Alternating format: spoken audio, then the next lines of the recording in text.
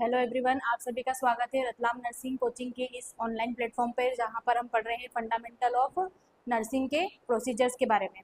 ठीक है, जिसमें आज का हमारा टॉपिक रहेगा ब्लड ट्रांसफ्यूज़न। ठीक है, ब्लड ट्रांसफ्यूज़न की हम इसमें डेफिनेशन देखेंगे, उसके पर्पस के बारे में बात करेंगे, किस रीज़न से ब्लड को ट्रांसफ्यूज़ किया जाता है। उसके बाद देखेंगे कंपोनेंट्स ऑफ ब्लड, ब्लड जो रहता है वो किन किन चीज़ों से मिलकर बनता है।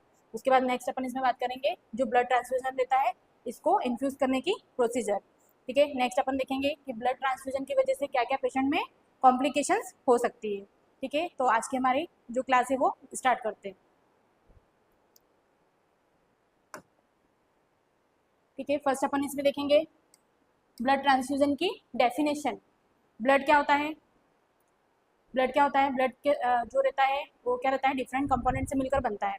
ठीक है, क्या क्या कंपोनेंट्स रहते हैं ब्लड में? WBC रहता है, जिसको अपन क्या बोलते हैं, वाइट ब्लड सेल।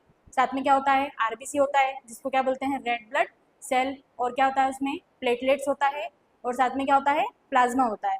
ठीक है, तो ये सारे क्या होते हैं, डिफरेंट टाइप के कंपोनेंट रहते हैं जिनका डिफरेंट फंक्शन होता है। तो ये सारे ही जो कंपोनेंट्स रहते हैं ये मिलकर क्या करते हैं, ब्लड का फॉर्मेशन करते हैं। ठीक है, तो अपनी जो प्रोसीजर का नाम है क्या है, जो ब्लड है उसको क्या करना है, अपन को ट्रांसफ्यूज करना है। ठीक है, तो ब्लड को ट्रांसफ्यूज करना या ब्लड के किसी भी कंपोनेंट को क्या करना, अलग से निकाल कर ट्रांसफ्यूज करना, उस पूरी प्रोसीजर को अपन क्या बोलते हैं, ब्लड ट्रांसफ्यूजन के नाम से जानते हैं। ठीक है, डेफिनेशन देख लेते हैं क्या लिखा है। A blood transfusion is a medical procedure. Blood transfusion क्या है, एक मेडिकल प्रोसीजर है वेयर ब्लड और blood components transfers into patient blood stream. ठीक है, ब्लड ट्रांसफ्यूजन क्या है, एक मेडिकल प्रोसीजर है जिसमें क्या करते हैं हम, ब्लड को और ब्लड के कंपोनेंट्स को पेशेंट की बॉडी में क्या करते हैं, उसके ब्लड में क्या करते हैं, ट्रांसफ्यूज करते हैं। किसकी हेल्प से करते हैं, तो थ्रू अन इंट्रावेनस लाइन। किसके थ्रू करते हैं, इंट्रावेनस लाइन। वेन के अंदर क्या करते हैं, एक कैनुला इंसर्ट करते हैं और उस कैनुला के थ्रू क्या करते हैं, पेशेंट की बॉडी में ब्लड को इंसर्ट करते हैं। ठीक है, तो डेफिनेशन क्लियर है ब्लड ट्रांसफ्यूजन क्या होता है। कि इमेज देख सकते हो आप, इस तरीके का इमेज आता है, तो उसमें आपको क्या दिख रहा है, जो पेशेंट है इसको क्या कर रहे हैं, यहाँ से ये क्या है आपका ब्लड बैग है ना, तो इसको क्या कर रहे हैं, पेशेंट को अपन IV कैनुला के द्वारा ब्लड को ट्रांसफ्यूज कर रहे हैं। क्लियर है डेफिनेशन। आगे देखते हैं हम इसके। नेक्स्ट हम बात करते हैं पर्पस, है ना। क्या बात करते हैं अपन, पर्पस के बारे में बात करते हैं कि पेशेंट को आपने ब्लड ट्रांसफ्यूजन क्या होता है वो तो देख लिया। अब पेशेंट को किस किस पर्पस से या किस किस उद्देश्य के लिए पेशेंट की बॉडी में ब्लड को ट्रांसफ्यूज किया जाता है। ठीक है, तो blood transfusion are perform to treat various medical condition.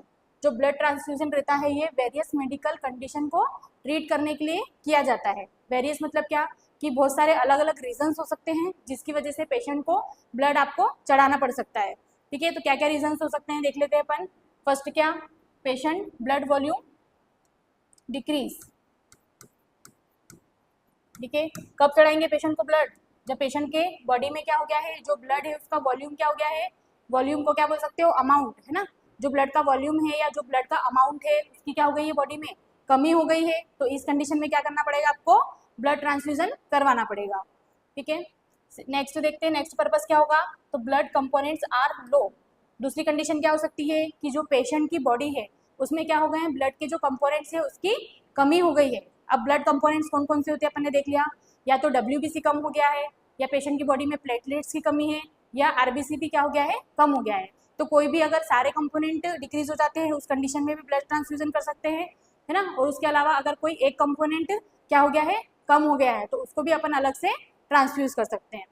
ठीक है, तो दोनों पर्पस क्लियर है। फर्स्ट पर्पस क्या देखा अपन ने, कि पेशेंट की बॉडी में जो ब्लड का वॉल्यूम था वो कम हो गया था, इसलिए अपन ने क्या करा था, पेशेंट को ब्लड ट्रांसफ्यूज कर दिया था।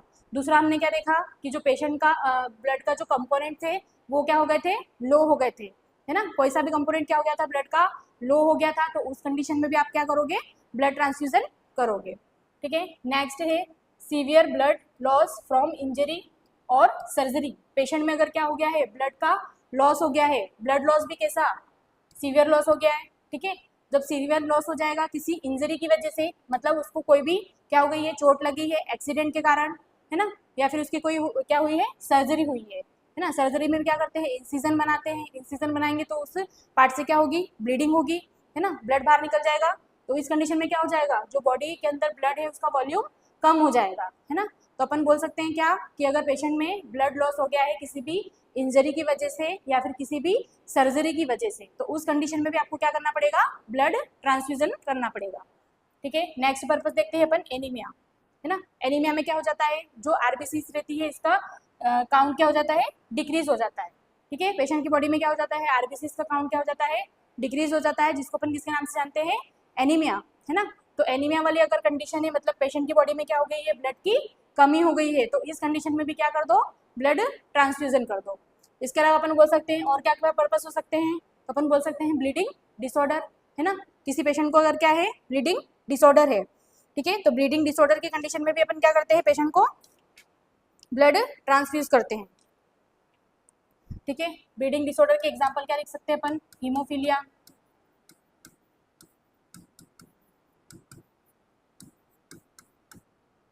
ठीक है, और क्या हो सकता है, जॉइंटिस हो सकता है। जॉइंटिस ऐसा रहता है, इनडायरेक्टली ब्लीडिंग डिसऑर्डर रहता है।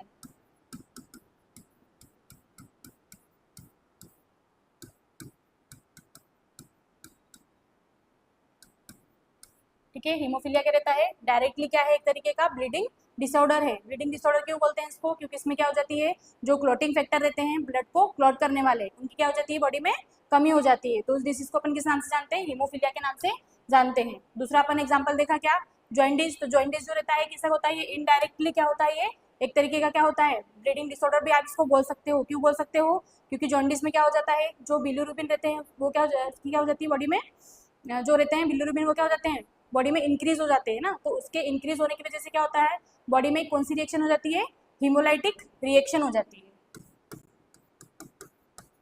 हीमोलाइटिक रिएक्शन, हीमोलाइटिक रिएक्शन मतलब क्या, जो आपकी आरबीसी रहती है उसका क्या हो जाता है, ब्रेकडाउन होना स्टार्ट हो जाता है।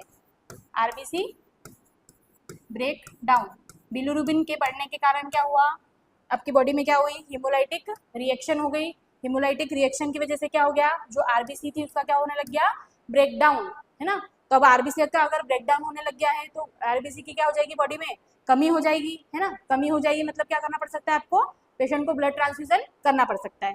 पर ये कैसा हो रहा है, इनडायरेक्टली हो रहा है, मतलब कि किसी अलग बीमारी की वजह से या अलग डिसीज की वजह से क्या हो रहा है, पेशेंट की बॉडी में ब्लड की कमी हो रही है। ठीक है, तो क्लियर है, ये सारे अपने क्या होते हैं, ब्लड ट्रांसफ्यूज करने के पर्पस होते हैं।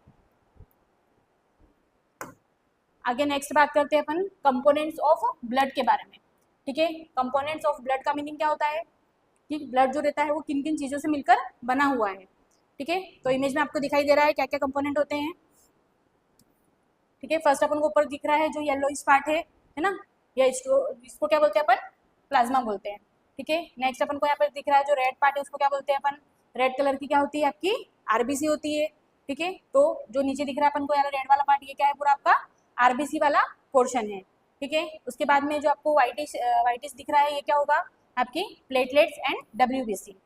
ठीक है, याद कैसे रखना है, आपको याद रखना है कि जो फर्स्ट वाला पार्ट था वो अपन ने पढ़ा था क्या, प्लाज्मा, है ना। प्लाज्मा कैसे होता है, तो ये वाटरी होता है, वाटरी मतलब पानी के समान होता है ना। तो जब भी अगर पानी रहता है, पानी को अपन पानी के अंदर क्या डालते हैं, कुछ भी सब्सटेंस को अगर डालते हैं अपन, तो वो क्या हो जाता है, नीचे की तरफ आकर सिचुएटेड हो जाता है। जबकि जो वाटर रहता है, वाटर कहाँ रहता है, ऊपर की तरफ रहता है। तो उससे आपको याद रख लेना है, जो प्लाज्मा है वो कहाँ पर रहता है, ऊपर की तरफ रहता है। और जो आरबीसी रहती है, इसको अगर अपन ने सैंपल लिया है तो ये कहाँ जाएगा, नीचे आके सिचुएटेड हो जाता है। ठीक है, तो ऊपर ऊपर जो प्लाज्मा होता है वो कितना परसेंट होता है, 55% ऑफ टोटल ब्लड। मतलब आप बोल सकते हो ब्लड के कंपोनेंट में जो प्लाज्मा है, फर्स्ट कंपोनेंट क्या होता है ब्लड का, प्लाज्मा। ठीक है, तो अगर अपन 100% ब्लड की बात करें, पूरे होल ब्लड की बात करें, तो उसमें से जो 55% तो रहता है वो अपना क्या होता है, सिर्फ प्लाज्मा होता है। ठीक है, क्या होता है, सिर्फ वो प्लाज्मा होता है, जो क्या होता है, वाटरी लिक्विड पोर्शन होता है। ठीक है, उसके बाद हम अगर सेकेंड बात करें तो क्या होता है, डब्ल्यूबीसी एंड प्लेटलेट्स।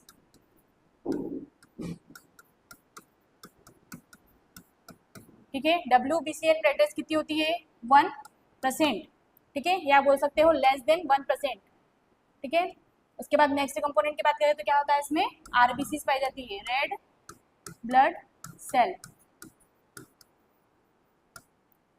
ठीक है, रेड ब्लड सेल कितनी रहेगी, 45% ऑफ होल ब्लड।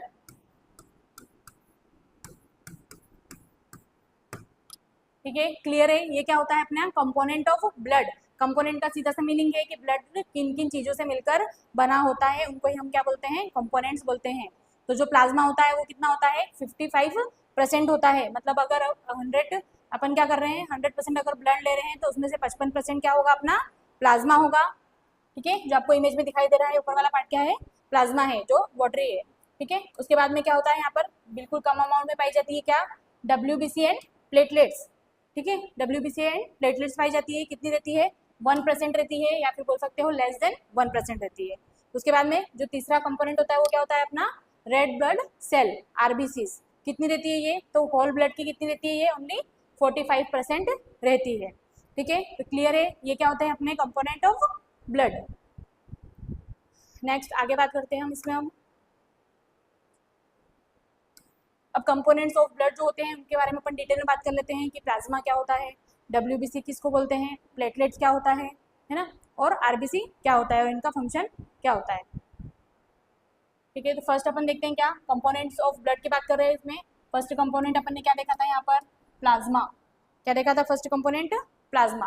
ठीक है, तो प्लाज्मा के बारे में बात करते हैं, जो कहाँ पर पाया जाता है, ऊपर वाले पार्ट में इमेज में आपको दिखाई दे रहा है। ठीक है, तो प्लाज्मा क्या है, plasma is the clear straw colour liquid portion. ठीक है, प्लाज्मा क्या है, तो प्लाज्मा एक क्लियर लिक्विड क्या है, पोर्शन है, जिसका कलर कैसा है, स्ट्रो कलर। ठीक है, स्ट्रो कलर का एक क्या है, लिक्विड पोर्शन है of blood that remain after RBC, WBC, platelet and other cellular component are removed. ठीक है, सिंपल सी बात लिखी है क्या, कि जो प्लाज्मा है वो क्या होता है, एक वाटरी पोर्शन होता है, जो कैसा होता है, क्लियर होता है। क्लियर क्यों होता है, क्योंकि इसके अंदर जो भी RBCs थी है ना, वो तो नीचे की तरफ आ गई है, और WBC जो रहती है वो बिल्कुल कम अमाउंट में पाई जाती है। ठीक है, तो ऊपर की तरफ जो भी बच गया वो क्या हो गया, आपका वाटरी हो गया, या फिर क्लियर आपको दिखाई देगा। तो आपको पता चल जाएगा कि ये क्या होता है, आपका प्लाज्मा होता है। ठीक है, तो अपन ने क्या लिखा है यहाँ पर, कि जो RBC रहती है, WBC रहती है और प्लेटलेट्स रहती है, और जितने भी सेल के कंपोनेंट रहते हैं इन सबको अगर अपन अलग हटा दें, इन सबको अगर क्या कर दें अपन अलग कर दें, या फिर सेग्रीगेशन कर दें इनका, तो उसके बाद में जो आपके पास बचेगा कंपोनेंट वो क्या हो जाएगा, आपका प्लाज्मा हो जाएगा। ठीक है, क्लियर है प्लाज्मा क्या है। उसके बाद देखते हैं अपन कि प्लाज्मा में क्या क्या चीज़ें पाई जाती है। ठीक है, तो प्लाज्मा में क्या क्या होता है, इट कंटेन वाटर, इसके अंदर क्या रहता है, वाटर रहता है। उसके बाद क्या होता है, इसमें एंजाइम्स पाए जाते हैं। उसके बाद में क्या होता है, इसमें प्रोटीन्स है ना, सब ये क्या रहते हैं, बहुत कम अमाउंट में पाए जाते हैं। सबसे ज़्यादा क्या होता है, इसमें वाटर कंटेन होता है। उसके बाद में क्या होता है, इसमें सॉल्ट होता है और एंटीबॉडीज पाए जाते हैं। ठीक है, तो आपसे अगर कोई क्वेश्चन पूछता है कि जो हमारा ब्लड रहता है उसके अंदर एंटीबॉडीज कौन से कंपोनेंट के अंदर पाए जाते हैं, तो अपन क्या बोलेंगे कि जो हमारा प्लाज्मा रहता है उसके अंदर एंटीबॉडीज पाए जाते हैं। ठीक है, क्लियर है। तो ये सारे अपने क्या होते हैं, जो प्लाज्मा होता है उसके कंटेंट बोल सकते हैं, या फिर प्लाज्मा के कंपोनेंट भी बोल सकते हैं। ठीक है, क्लियर है। नेक्स्ट देखते हैं आगे। उसके बाद में अपन बात करते हैं टाइप्स ऑफ प्लाज्मा के बारे में।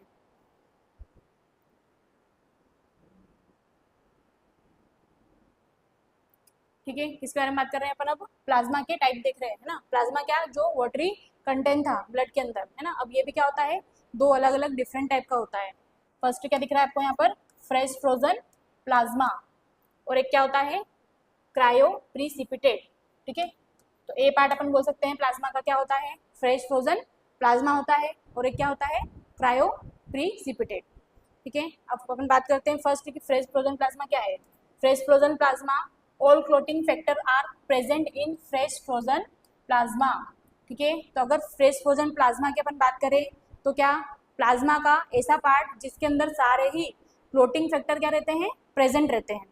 ठीक है, प्लाज्मा का ऐसा पार्ट जिसमें सारे क्लोटिंग फैक्टर्स पाए जाते हैं, जो ब्लड को क्लोट करके रखने का काम करते हैं, उस पार्ट को अपन क्या बोलते हैं, फ्रेश फ्रोजन प्लाज्मा के नाम से जानते हैं। ठीक है, तो अब इसका यूज़ क्यों करते हैं वो देखते हैं अपन आगे। Use for increase rapid blood volume. किसी भी पेशेंट को क्या करेंगे अपन, प्लाज्मा क्यों चढ़ाएंगे, क्योंकि पेशेंट में क्या हो गया है, एक्सीडेंट के कारण क्या हो गया है, सीवियर इंजरी हुई है, ब्लड लॉस हुआ है, हेमरेज हुआ है। उस कंडीशन में क्या हो गया है, पेशेंट की बॉडी से एक्सेसिव अमाउंट में जो फ्लूइड था, ब्लड था, वो क्या हो गया है, बॉडी से निकल गया है ना। तो उस कंडीशन में अपन क्या करेंगे, पेशेंट को प्लाज्मा लगा सकते हैं। प्लाज्मा क्या करेगा, तो ये हेल्प करेगा क्या करने में, एक तो इसके अंदर सभी क्लोटिंग फैक्टर पाए जाते हैं, तो ये क्या हेल्प करेगा, जल्दी से क्या करवा देगा, ब्लड को क्लॉट करवाने में भी हेल्प करवाएगा ताकि और ज़्यादा ब्लीडिंग ना हो। दूसरा क्या, ये क्या करेगा, तो ये जो ब्लड वॉल्यूम रहता है ना, पेशेंट के ब्लड वॉल्यूम को भी क्या करेगा, इंक्रीज करने का काम करेगा। ठीक है, उसके बाद में और क्या यूज़ कर सकते हैं अपन इसका, तो use in deficiency of clotting factor.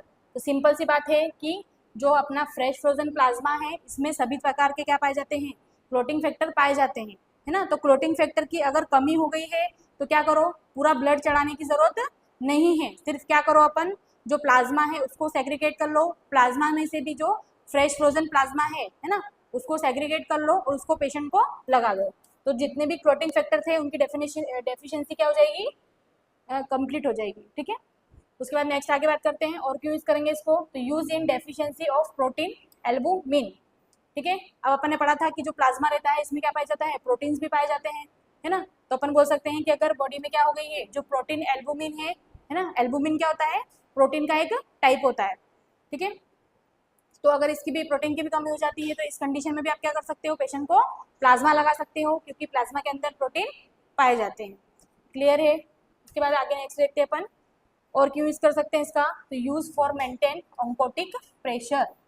ठीक है, आर्टरी के अंदर का क्या जो रहता है, ऑन्कोटिक प्रेशर रहता है, उसको मेंटेन करने के लिए भी अपन किसका यूज कर सकते हैं, प्लाज्मा का यूज कर सकते हैं। क्योंकि अगर बॉडी में क्या हो जाएगा, फ्लूइड की कमी हो जाएगी, है ना, वेसल्स में क्या हो जाएगी, अगर फ्लूइड लॉस ज़्यादा हो जाएगा तो उस कंडीशन में क्या हो जाएगी, जो वेसल्स रहती है इसके अंदर जो ऑन्कोटिक प्रेशर रहता है ना, ऑन्कोटिक प्रेशर को मेंटेन ही कौन करता है, हमारा जो एल्बुमिन रहता है ना, प्रोटीन का एक टाइप होता है एल्बुमिन, यही क्या करता है, ऑन्कोटिक प्रेशर को मेंटेन करके रखने का काम करता है। तो अगर ब्लड लॉस ज़्यादा होगा तो सिंपल सी बात है कि प्रोटीन भी कम हो जाएगा, जो एल्बुमिन है कम हो जाएगा। ठीक है, और जो ऑन्कोटिक प्रेशर है वो भी मेंटेन नहीं हो पाएगा। तो ऐसे पेशेंट में भी क्या कर दो, आप प्लाज्मा लगा दो जिसमें क्या हो रहा है, ऑन्कोटिक प्रेशर मेंटेन नहीं हो पा रहा है। ठीक है, क्लियर है। तो ये पूरा अपना क्या होता है, जो फ्रेश फ्रोजन प्लाज्मा होता है उसके बारे में देख लिया है अपन ने, और उसके क्या क्या यूज होते हैं।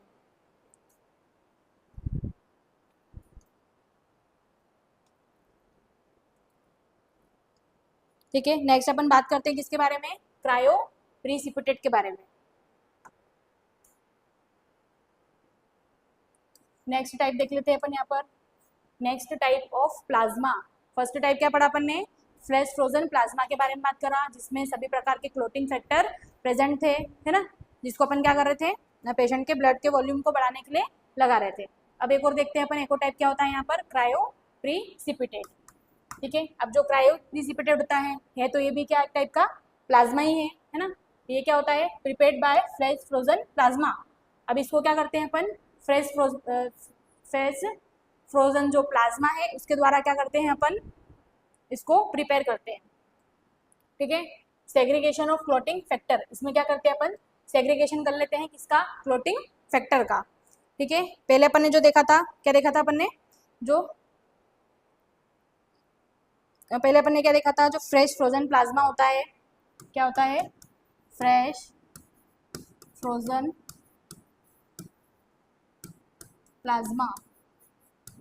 ठीक है, फर्स्ट टाइप अपन ने क्या देखा था, फ्रेश फ्रोजन प्लाज्मा की बात करी थी। तो इसमें क्या अपन ने देख लिया था कि इसमें तो क्या पे प्रेजेंट था, वाटर भी था, है ना, और क्या था इसमें, सॉल्ट भी था, बात करें तो इसमें प्रोटीन भी था, और सभी प्रकार के क्या प्रेजेंट थे इसमें, clotting factor, all clotting factor.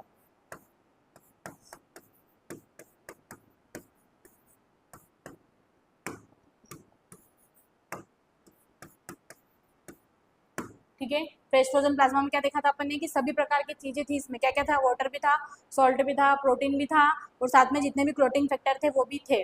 ठीक है, तो अब क्रायो जो प्रीसिपिटेट रहता है उसको कैसे याद रख सकते हो अपन, याद कैसे रख सकते हैं कि ये भी तैयार किससे होता है, जो फ्रेश फ्रोजन प्लाज्मा है उसी के अंदर से अपन क्या करते हैं, सिर्फ सेग्रीगेशन कर लेते हैं। सेग्रीगेशन करना मतलब कि क्या, छाट लेना, है ना, अलग निकाल लेना। किसको अलग निकाल लेते हैं अपन, क्लोटिंग फैक्टर को, है ना। तो डिफरेंट जो ब्लीडिंग डिसऑर्डर होते हैं उसके लिए क्या कर सकते हैं अपन, डिफरेंट टाइप के क्लोटिंग फैक्टर का यूज कर सकते हैं, है ना। तो अगर अपन को अलग से सिर्फ कोई सा क्लोटिंग फैक्टर पेशेंट को लगाना है तो उसके लिए अपन क्या कर सकते हैं, जो फ्रेश फ्रोजन आपका प्लाज्मा है उसके अंदर से क्या कर सकते हैं, क्लोटिंग फैक्टर को अलग निकाल सकते हैं। तो वो जो अलग निकालना होता है, उस जो प्रोसीजर होती है उसको अपन क्या बोलते हैं, क्रायो प्रीसिपिटेट नाम से जानते हैं। मतलब सिंपल सी बात क्या कि क्लोटिंग फैक्टर को क्या कर लिया, अलग निकाल लिया, तो उसको आपने क्या बोल दिया, क्रायो प्रिसिपिटेट।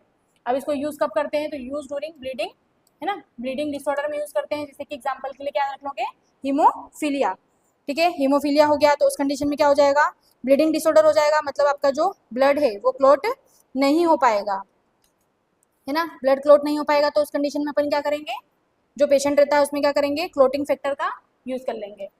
ठीक है, क्लियर है, ठीक है। तो दोनों हमको समझ में आ गया है कि फ्रेश फ्रोजन प्लाज्मा क्या होता है और क्रायो प्रिसिपिटेट प्लाज्मा क्या होता है। नेक्स्ट आगे देखते हैं हम इसके।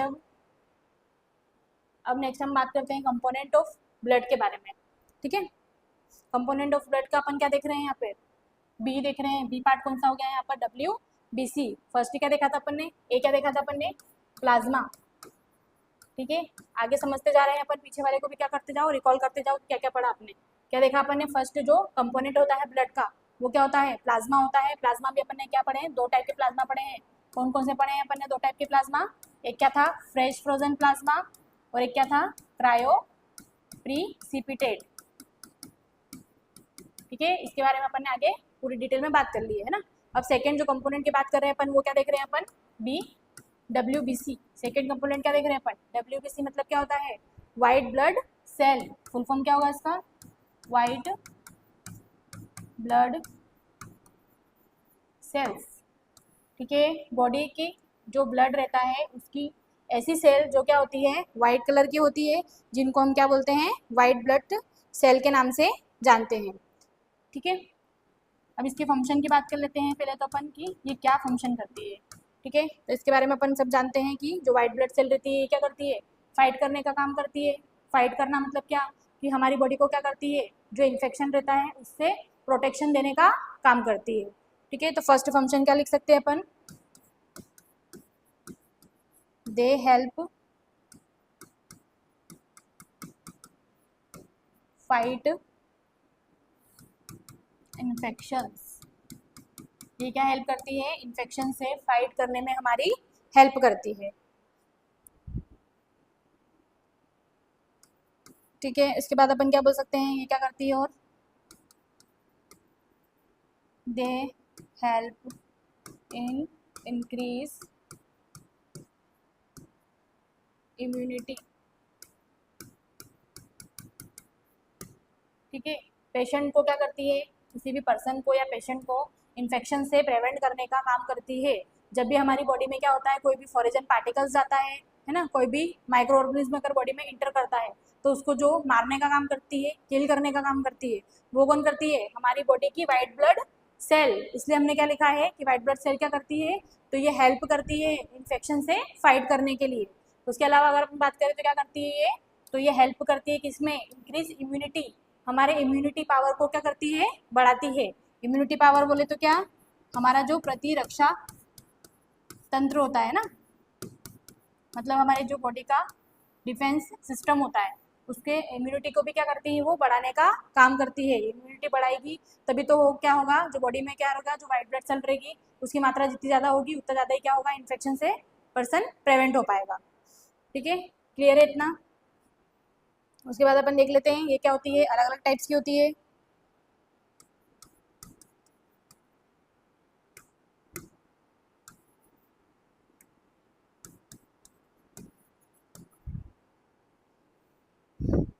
There are 5 major types of WBC।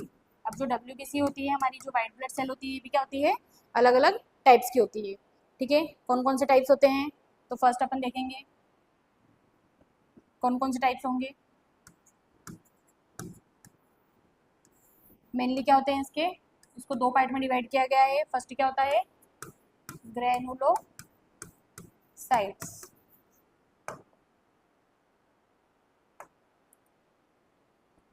और एक क्या होता है, अग्रेनुलोसाइट्स। ठीक है, WBC के दो पार्ट है, फर्स्ट क्या है, ग्रेनुलोसाइट, और एक क्या है, अग्रेनुलोसाइट। अब सिंपल सी बात है, ग्रेनुलोसाइट लिखा है मतलब जिसमें ग्रेनुअल्स प्रेजेंट होते हैं इसको अपन क्या बोलते हैं, ग्रेनुलोसाइट बोलते हैं। और जिसमें ग्रेनुलस जो ग्रेनुअल्स होते हैं वो क्या होते हैं, एब्सेंट होते हैं, उसको अग्रेनुलोसाइट के नाम से जानते हैं। ठीक है, अब इसमें अपन आगे देख लेते हैं, इसके भी क्या होते हैं, डिफरेंट अलग अलग पार्ट होते हैं। अब जो ग्रेनुलोसाइट रहता है उसमें क्या क्या आता है, एसिनोफिल, उसके बाद सेकंड क्या आता है, बेसोफिल्स, और हमारा जो थर्ड होता है ग्रेनुलोसाइट का एग्जांपल क्या होता है, न्यूट्रोफिल्स। ठीक है, उसके बाद अगर हम बात करें अग्रेनुलोसाइट, तो इसको फर्दर क्या किया गया है, दो पार्ट में फिर से डिवाइड किया गया है। ठीक है, एक क्या होता है आपका पार्ट, लिम्फोसाइट।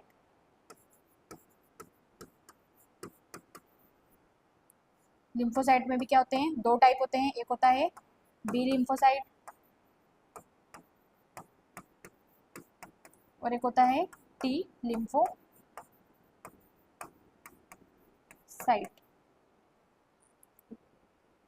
ठीक है, इसके अलावा क्या होता है, एक और मोनोसाइट। ठीक है, तो जो WBC के टाइप्स रहते हैं इसके बारे में अपन क्या में पढ़ते हैं, एनाटॉमी में पढ़ते हैं डिटेल में कि कौन कौन से इसके क्या होते हैं, टाइप्स होते हैं और इनकी नॉर्मल रेंज कितनी होती है, रेंज बढ़ जाएगी तो उसके कारण क्या एबनॉर्मलिटी हो सकती है, और इनकी रेंज अगर कम हो जाती है तो उसके कारण क्या क्या प्रॉब्लम पेशेंट में हो सकती है। यहाँ पर अपन क्या पढ़ रहे हैं, फंडामेंटल की जो एक प्रोसीजर है ब्लड ट्रांसफ्यूजन, है ना, तो उसके बारे में पढ़ रहे हैं, पर उसमें नाम आता है कंपोनेंट का, है ना, तो कंपोनेंट को जाना जरूरी है पहले तो कि WBC क्या है, इसलिए अपन ने क्या देख लिया यहाँ पर, इसके एक बार नाम देख लिए कि WBC में कौन कौन से टाइप की WBC होती है।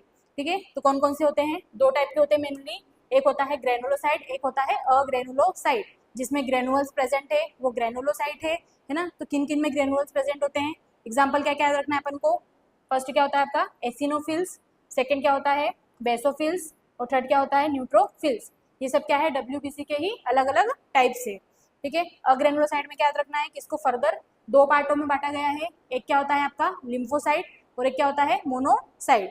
ठीक है, अब लिम्फोसाइट में याद रखना है कि लिम्फोसाइट भी क्या होते हैं, फर्दर टू पार्ट में डिवाइड किया गया है, दो टाइप के लिम्फोसाइट पाए जाते हैं, है ना, बी लिम्फोसाइट और एक टी लिम्फोसाइट। ठीक है, बी लिम्फोसाइट मतलब क्या, बी सेल लिम्फोसाइट बोलते हैं इसको, और टी लिम्फोसाइट मतलब क्या, टी सेल जो रहती है टी सेल लिम्फोसाइट होता है।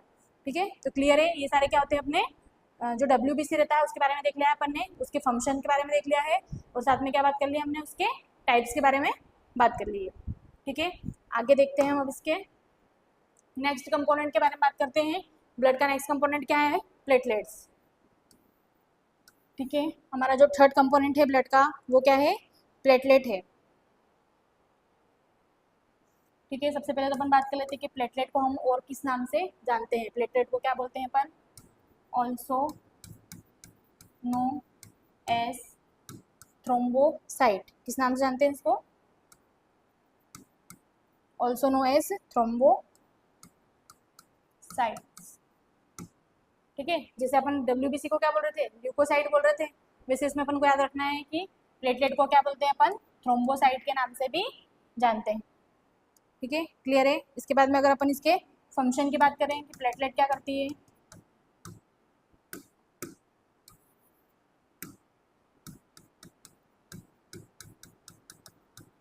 Function of platelets. ठीक है, अब प्लेटलेट्स नाम आया है तो उसके फंक्शन पता होना चाहिए कि प्लेटलेट्स क्या करती है। ये तो प्लेटलेट्स क्या काम करती है, ब्लड को क्लॉट करवाने का काम करती है, क्या करती है, ब्लड को क्लॉट करवाने का काम करती है। तो फंक्शन में लिख सकते हैं अपन ब्लड क्लॉटिंग, ब्लड को क्या करवाना, क्लॉट कराना, किसका काम है, बॉडी में प्लेटलेट्स का काम होता है।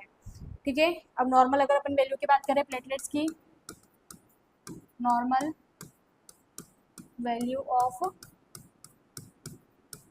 प्लेटलेट, नॉर्मल वैल्यू कितनी होती है बॉडी में प्लेटलेट की, 1.5 to 4 लाख। ठीक है, नॉर्मल एक हेल्दी पर्सन की बॉडी में कितनी प्लेटलेट्स होनी चाहिए, 1.5 to 4 लाख काउंट क्या होना चाहिए, प्लेटलेट होना चाहिए। ठीक है, अगर प्लेटलेट की कमी हो जाएगी तो इसकी वजह से क्या हो सकता है, ब्लीडिंग हो सकती है। क्यों हो सकती है, क्योंकि प्लेटलेट का काम क्या था, हमारे ब्लड को क्लॉट करवाने का काम था, है ना, तो अगर क्या हो जाएगा, पेशेंट को प्लेटलेट्स की कमी हो जाएगी तो इस कंडीशन में क्या हो जाएगी, पेशेंट को ब्लीडिंग हो जाएगी। दूसरी चीज़ ये कि अगर पेशेंट क्या हो जाएगा, एक्सीडेंट हो जाएगा या फिर उसको इंजरी हो जाती है ऐसे पेशेंट को जिसमें क्या है ऑलरेडी प्लेटलेट्स की कमी है, तो उस कंडीशन में क्या हो जाएगा, जो प्लेटलेट ना होने के कारण जो पेशेंट का ब्लड रहता है वो क्या नहीं हो पाएगा, क्लोट नहीं हो पाएगा, और पेशेंट की क्या हो सकती है, इसमें डेथ भी हो सकती है। ठीक है, अब अपन बात कर लेते हैं इंडिकेशन के बारे में कि प्लेटलेट कब चढ़ाते हैं अपन। इंडिकेशन, ठीक है, प्लेटलेट को ट्रांसफ्यूज कब करते हैं अपन, जब क्या हो जाता है, प्लेटलेट की कमी हो जाती है। प्लेटलेट की कमी को किस नाम से जानते हैं, थ्रोम्बोसाइटोपेनिया।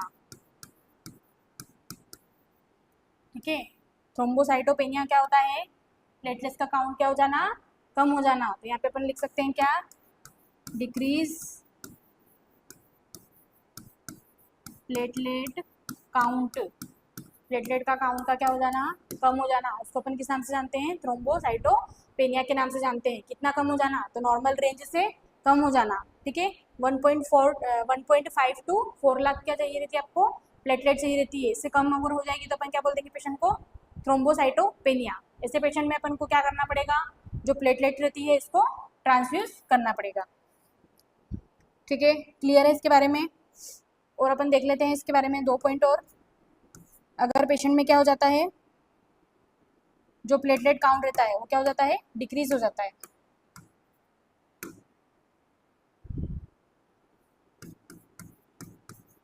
डिक्रीज काउंट, कितना डिक्रीज हो जाना,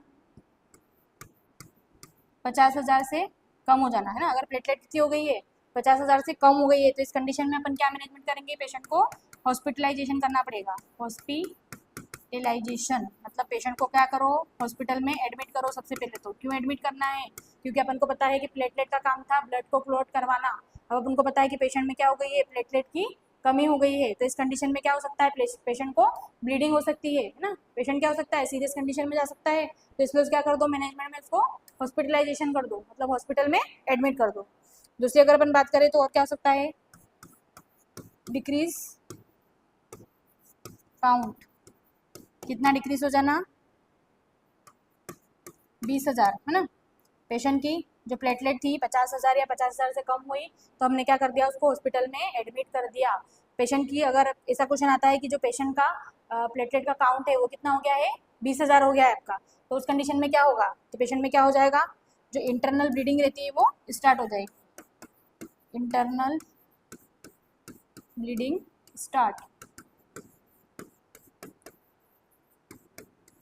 ठीक है, 20,000 प्लेटलेट अगर हो गई है पेशेंट की, तो उस कंडीशन में क्या हो जाएगा, जो पेशेंट रहता है उसके इंटरनल जो ऑर्गन्स रहते हैं बॉडी के, जैसे कि उसका क्या हो गया, स्टमक हो गया, उसका पेनक्रियाज हो गया, उसका लीवर हो गया, है ना, कोई भी बॉडी के क्या हो गए, अदर पार्ट्स हो गए, उसका रेक्टम हो गया, इन सबसे क्या हो सकता है, ब्लीडिंग हो सकती है। ठीक है, अंदर के जो ऑर्गन रहेंगे वहाँ पे क्या होने लग जाएगी, ब्लीडिंग स्टार्ट हो जाएगी। ठीक है, तो क्लियर है कि अगर जो प्लेटलेट का नॉर्मल काउंट रहता है वो कितना होना चाहिए, वैल्यू अगर अपन से पूछता है एग्जाम में, तो अपन क्या बोलेंगे कि नॉर्मल प्लेटलेट कितनी होना चाहिए, एक हेल्दी पर्सन में 1.5 टू 4 लाख होना चाहिए। अगर प्लेटलेट्स की कमी हो जाती है तो इसको क्या बोलते हैं हम, थ्रोम्बोसाइटोपेनिया। ठीक है, कमी किस कारण से होती है, तो कमी किस कारण से हो सकती है, हो सकता है कि उसको कंजेनाइटल कोई क्या है हो, ब्लीडिंग डिसऑर्डर हो, या फिर हो सकता है कि क्या हुआ, उसका कोई एक्सीडेंट हुआ हो, या फिर उसकी सर्जरी के कारण क्या हुआ हो, बहुत ज़्यादा ब्लड लॉस हो गया हो। तो उसके क्या हो सकते हैं, वेरियस रीजंस हो सकते हैं। ठीक है, 50,000 से कम अगर प्लेटलेट हो जाती है तो हमको क्या करना है, पेशेंट को सबसे पहले तो हॉस्पिटल में क्या करना है, एडमिट करने की जरूरत पड़ेगी, घर पे उसका मैनेजमेंट नहीं करना है। दूसरी बात अपन ने देखी कि अगर प्लेटलेट काउंट 20,000 हो जाता है, 20,000 से कम हो जाता है, तो पेशेंट में क्या हो जाएगी, सीरियस कंडीशन है ये। सीरियस कंडीशन में क्या हो जाएगा, तो जो पेशेंट रहता है उसके इंटरनल जो पार्ट रहते हैं बॉडी के, वहाँ से क्या हो जाएगी, ब्लीडिंग स्टार्ट हो जाएगी। ठीक है, तो क्लियर है इतना प्लेटलेट्स के बारे में। नेक्स्ट आगे हम बात करते हैं हम इसके, अपन ने सारे देख लिए क्या, ब्लड के कंपोनेंट्स, कौन कौन से कंपोनेंट्स देखे अपन ने, प्लाज्मा देखा, उसके बाद हमने क्या देखा, डब्ल्यूबीसी देखा, डब्ल्यूबीसी के साथ में हमने क्या देखा, अब प्लेटलेट्स देखा। ठीक है, अगर हम बात करें अब होल ब्लड की, ठीक है, नेक्स्ट अगर हम किसकी बात करें अब, होल ब्लड की, तो all component are present in blood amount 350 ml per unit. ठीक है, तो अगर एक यूनिट हम क्या कर रहे हैं, ये आपका क्या है, ब्लड बैग है, ब्लड बैग। पेशेंट को क्या करना है, ब्लड ट्रांसफ्यूजन करना है, तो बैग के अंदर आता है, तो ये क्या हो गया आपका, ब्लड बैग हो गया। ठीक है, तो यहाँ पे क्या बोल रहा है, कि जो होल ब्लड रहता है इसमें क्या होता है, all component are present in blood amount 350 ml per unit. तो अगर 1 यूनिट अपन लेते हैं, मतलब एक बैग हम क्या करते हैं ब्लड पेशेंट को चढ़ाने के लिए लेते हैं, तो उसमें कितना अमाउंट में ब्लड प्रेजेंट होता है, 350 ml। कितना ब्लड होता है उसमें, 350 ml।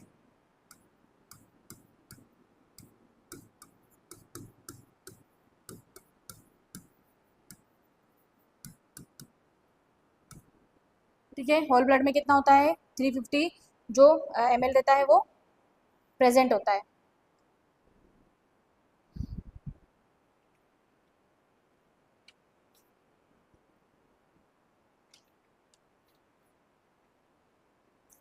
ठीक है, ब्लड के कंपोनेंट में एक और अपना कंपोनेंट रह गया था, कौन सा, आरबीसी, है ना। तो आरबीसी में आपको याद रखना है कि आरबीसी क्या होती है, रेड ब्लड सेल होती है। रेड ब्लड सेल्स को हम क्या बोलते हैं, आरबीसी के नाम से जानते हैं।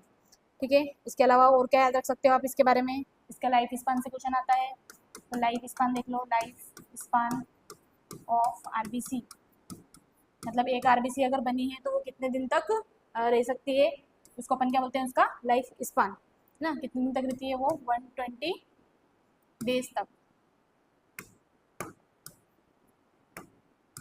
एक आरबीसी का क्या होता है, लाइफ स्पान जो होता है वो क्या होता है, 120 डे होता है, मतलब 120 दिन तक एक आरबीसी जीवित रहती है। ठीक है, उसके बाद में और क्या देख सकते हैं अपन आरबीसी के बारे में, इसका डायमीटर से क्वेश्चन आ सकता है। डायमीटर क्या होता है इसका, डायमीटर ऑफ आरबीसी, आरबीसी का जो डायमीटर रहता है वो कितना होता है, 7.8 माइक्रोमीटर। 7.8 माइक्रोमीटर की आपकी क्या होती है, एक आरबीसी होती है।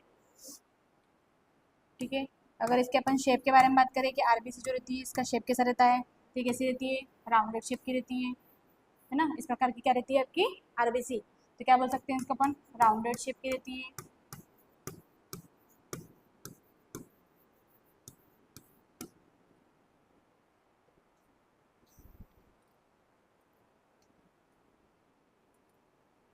ठीक है, क्लियर है। तो ये सब क्या था अपने आरबीसी के बारे में था, है ना। आरबीसी का मतलब क्या होता है, तो रेड ब्लड सेल बोलते हैं इसको। इसका लाइफ स्पान से क्वेश्चन आता है, जिसको अपन क्या बोलते हैं कि लाइफ स्पान कितना होता है इसका, 120 डेज होता है। डायमीटर से क्वेश्चन आते हैं कि डायमीटर कितना होता है इसका, 7.8 माइक्रोमीटर इसका डायमीटर होता है। उसके बाद में शेप कैसा होता है आरबीसी का, तो क्या बोल सकते हैं अपन, जो शेप रहता है वो क्या होता है, राउंडेड होता है। उसके बाद में अगर कलर की बात करें अपन कि आरबीसी का कलर कैसा होता है, कलर ऑफ आरबीसी कैसा कलर होता है इसका, bright red colour. Bright red colour की क्या होती है हमारी आरबीसी होती है। क्लियर है इतना।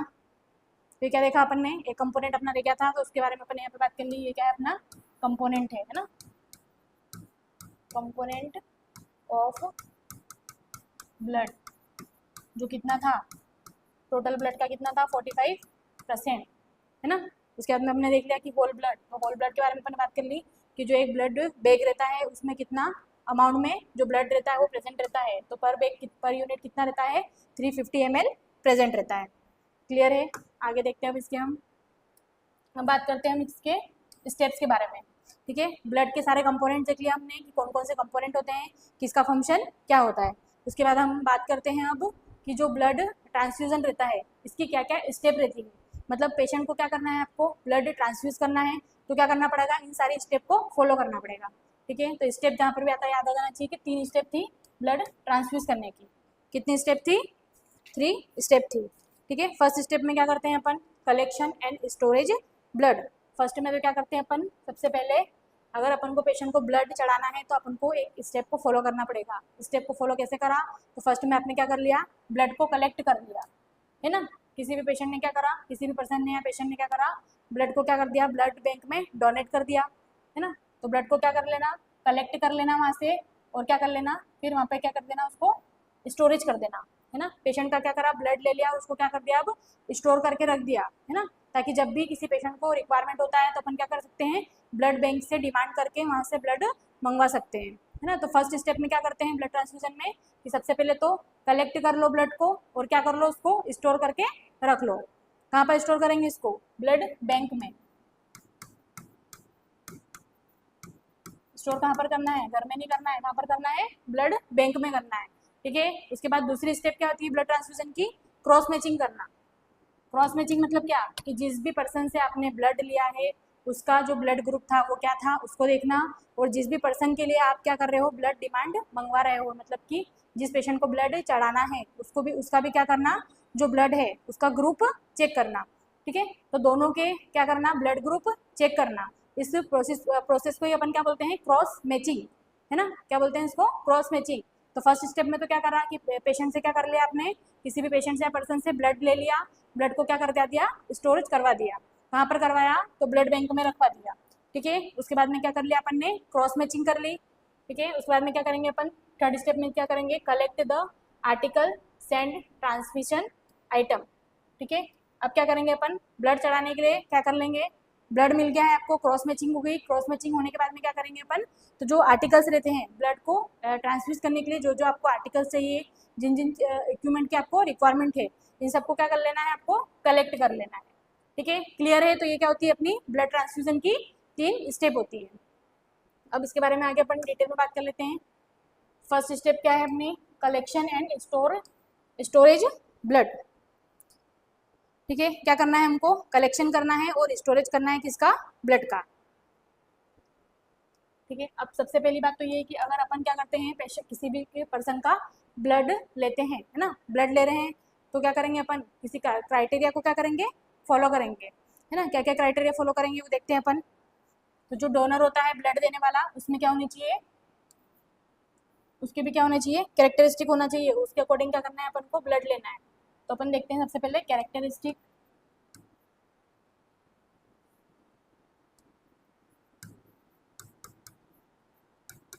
Characteristic of donor.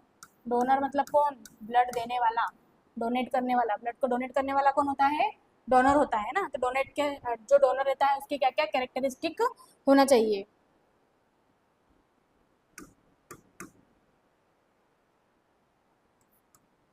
ठीक है, क्या क्या कैरेक्टरिस्टिक होना चाहिए उसमें। तो फर्स्ट अगर हम बात करें HB, मतलब उसका हीमोग्लोबिन, HB कितना होना चाहिए इस पेशेंट का, 12 ग्राम होना चाहिए। ठीक है, 12 ग्राम पर DL।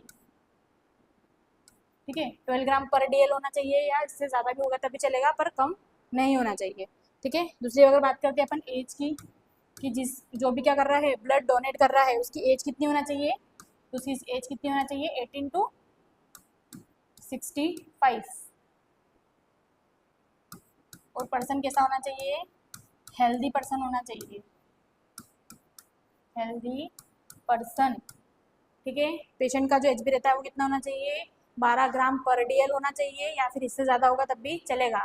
पर अगर कम होगा, मतलब पेशेंट में खुद में ही क्या है, एनीमिया है ना, 11 ग्राम से अगर कम हो जाता है तो WHO के अकॉर्डिंग क्या बोलते हैं अपन, WHO के अकॉर्डिंग क्या बोलते हैं, HB लेवल अगर कितना हो जाता है, HB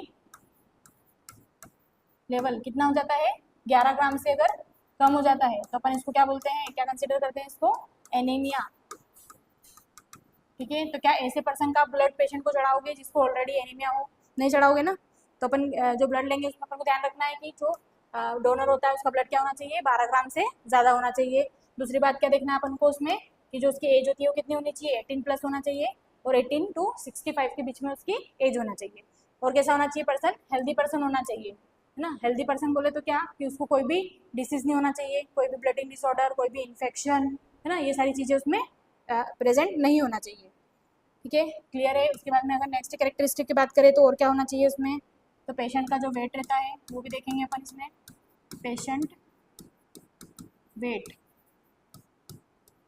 ठीक है, पेशेंट का भी वेट भी देखना पड़ेगा ना, पता चला कि पेशेंट का वेट क्या है, ऑलरेडी पहले से ही कम है, पहले से उसमें ब्लड की कमी है, पहले से क्या है वो बहुत ज़्यादा वीक है, और आपने क्या कर लिया, उसका ब्लड निकाल लिया, तो इस कंडीशन में पेशेंट खुद भी क्या हो जाएगा, जो डोनर है वो भी खुद भी क्या हो जाएगा, वो खुद भी बीमार हो सकता है। तो इस कंडीशन में अपन क्या करते हैं, कैरेक्टरिस्टिक में क्या देखते हैं डोनर का, कि जो पेशेंट का वेट रहता है ना, ये भी अपना क्या होता है, एक पॉइंट होता है कि अपन को उसका वेट भी क्या करना है, देखना है। ठीक है, तो वेट कितना होना चाहिए उसका, 45 to 50 kg और मोर। ठीक है, जो हमारा डोनर है, ब्लड देने वाला है, उसका जो वेट रहता है वो कितना होना चाहिए, 45 से 50 के अबाव होना चाहिए, या उससे ज़्यादा भी होगा तब भी चलेगा, पर इससे कम नहीं होना चाहिए। ठीक है, क्लियर है इतना। इसके बाद अपन और लिख सकते हैं इसमें कि अगर एक फीमेल है, उसका जो वेट है ना, यहाँ पे वेट की बात कर रहे हैं अपन कि जो एक फीमेल है उसका वेट कितना है, 45 से कम है, तो वो क्या नहीं कर सकती है, do not donate, blood donate नहीं कर सकती है। ठीक है, क्या नहीं कर सकती है, ब्लड डोनेट नहीं कर सकती है अगर फीमेल का वेट कितना है, 45 से कम है तो। ठीक है, और अगर अपन किसकी बात करते हैं, मेल की,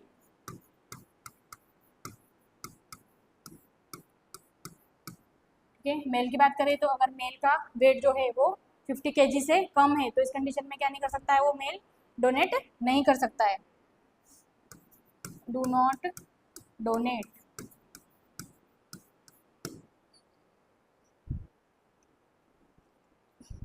ठीक है, इसके बाद अपन देख लेते हैं कि कितने अमाउंट में ब्लड डोनेट कर सकते हैं। Amount of blood donation. ठीक है, ब्लड को डोनेट करने का जो अमाउंट रहता है वो कितना रहता है, तो अपन क्या बोल सकते हैं, 400 to 500 ml। ठीक है, कितना ब्लड डोनेट कर सकता है एक बार में कोई पर्सन, तो 400 से लेकर 500 ml क्या कर सकता है, वो ब्लड को डोनेट कर सकता है। ठीक है, इसमें भी अगर दो ऑप्शन आते हैं तो आपको फर्स्ट जो प्रायोरिटी रहता है वो किसको देनी है, फर्स्ट प्रायोरिटी किसको देंगे अपन, 400 को, है ना। पूछ लेगा डायरेक्ट क्वेश्चन में कि एक डोनर जो रहता है वो एक बार में कितना ब्लड डोनेट कर सकता है, तो हम क्या बोलेंगे, 400 ml क्या कर सकता है, वो ब्लड डोनेट कर सकता है। ठीक है, क्लियर है इतना। इसके बाद आगे हम बात करते हैं, टाइप्स ऑफ डोनर देख लेते हैं। यहाँ पे डोनर भी क्या रहते हैं, अलग अलग टाइप्स के रहते हैं, टाइप्स ऑफ डोनर। डोनर मतलब कौन, ब्लड देने वाला, ब्लड देने वाले के भी क्या होंगे, अलग अलग टाइप के क्या हो सकते हैं, डोनर हो सकता है। एक फर्स्ट देखते हैं अपन कौन सा होता है, डेजिनेटेड डोनर। ठीक है, तीनों देख लेते हैं अपन, उसके बाद में इसके बारे में पढ़ते हैं आगे। एक क्या होता है, ऑटोलोगस डोनर, और एक क्या होता है, ब्लड साल्वेज डोनर। ठीक है, जो डोनर रहते हैं वो क्या होते हैं, 3 अलग अलग कैटेगरी में इनको डिवाइड किया गया है। फर्स्ट को क्या बोला अपन ने, डेजिनेटेड डोनर, सेकेंड को क्या बोला है, ऑटोलोगस डोनर, और एक क्या बोला है अपन ने, ब्लड साल्वेज डोनर। ठीक है, तो अब तीनों को देखना है अपन को क्या क्या होता है। जो फर्स्ट होता है क्या होता है, डेजिनेटेड डोनर। ठीक है, डेजिनेटेड का मतलब क्या होता है, सीधा सिंपल लैंग्वेज में अपन समझ सकते हैं कि डेजिनेटेड डोनर वो होता है मतलब कि जो अपनी इच्छा के अकॉर्डिंग सिलेक्ट करता है कि मुझे किससे ब्लड लेना है।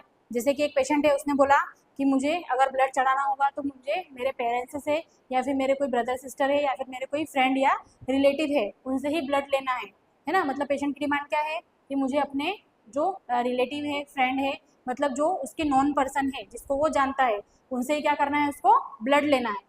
तो इस टाइप का जो डोनर होता है इसको अपन क्या बोलते हैं, डेजिनेटेड डोनर।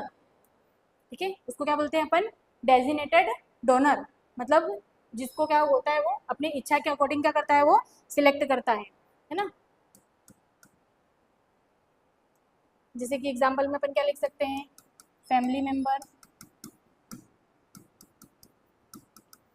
फ्रेंड्स या रिलेटिव, उन्हीं से क्या करेगा, वो ब्लड देगा, उन्हीं को ब्लड देगा और उन्हीं से ही ब्लड लेगा। तो उस कंडीशन में अपन क्या बोल देंगे, इसको डेजिनेटेड डोनर। ठीक है, उसके बाद में क्या आता है, ऑटोलोगस डोनर। ठीक है, ऑटोलोगस मतलब क्या, ऑटो मतलब कि सेल्फ, मतलब कि खुद ही का ब्लड क्या करना, सर्जरी से पहले निकलाना और फिर उसी ब्लड को क्या कर लेना, वापस से चढ़ाना। मतलब कि पेशेंट ने क्या करा कि पहले से उसको पता था कि मेरी सर्जरी होने वाली है, तो उसके पहले ही क्या करा, उसने जो उसका ब्लड था वो पहले से उसने निकला लिया था, ब्लड बैंक में रखवा दिया था। और फिर जब उसको सर्जरी के बाद क्या होती है, अगर ब्लड चढ़ाने की रिक्वायरमेंट होती है तो पेशेंट को क्या करेंगे, उसी का जो ब्लड था वही वाला ब्लड हम चढ़ाएंगे। तो इस टाइप का जो डोनर होता है इसको अपन क्या बोलते हैं, ऑटोलॉगस डोनर। ठीक है, self donate blood and after surgery self transfused. ठीक है, क्या करा उसने, खुद ही क्या करा, ब्लड को डोनेट करा और आफ्टर सर्जरी खुद ही सेल्फ ट्रांसफ्यूज करवा लिया उस ब्लड को। ठीक है, क्लियर है दोनों टाइप। उसके बाद में अपन देखते हैं blood salvage donor. Blood salvage donor क्या होता है कि अपनी जो बॉडी का पूरा ब्लड रहता है उसको क्या करना, रिमूव करवाना। बॉडी के पूरे ब्लड को क्या करा, रिमूव करवाया और वापस से उसको फिल्टर करवा के वापस से बॉडी में इन्फ्यूज करवा लिया। ठीक है, इसको अपन क्या बोलते हैं, कौन सा डोनर बोलते हैं। डोनर क्यों आया इसमें, क्योंकि उसने भी क्या करा, ब्लड को दिया, डोनेट करा, है ना, डोनेट करा और वापस से क्या करा, फिल्टर करवा के वापस से उसने बॉडी में लगा दिया। ठीक है, तो इसका एग्जांपल अपन क्या लिख सकते हैं यहाँ पर, डायलिसिस हो सकता है, जो डायलिसिस का भी कौन सा वाला टाइप, हीमो डायलिसिस। ठीक है, तो हीमोडायलिसिस वाला जो पेशेंट रहता है उसको अपन बोल सकते हैं ये किस टाइप का डोनर है, वो भी ब्लड दे रहा है तो वो भी डोनर है। किस टाइप का डोनर है वो, ब्लड साल्वेज डोनर है। ब्लड साल्वेज डोनर मतलब क्या, अपनी लैंग्वेज में आप इसको लिख सकते हो कि ब्लड साल्वेज डोनर्स मतलब क्या, कि पेशेंट ने क्या करा, अपना जो ब्लड था उसको रिमूव करवाया, उसको फिल्टर करवा के वापस से उस ब्लड को बॉडी में ट्रांसफ्यूज करवा लिया। तो ऐसा डोनर क्या होता है, ब्लड साल्वेज डोनर होता है। ठीक है, क्लियर है। इसके बाद में नेक्स्ट हम बात करते हैं, नेक्स्ट स्टेप के बारे में बात करते हैं। नेक्स्ट स्टेप क्या है यहाँ पे, अब cross matching.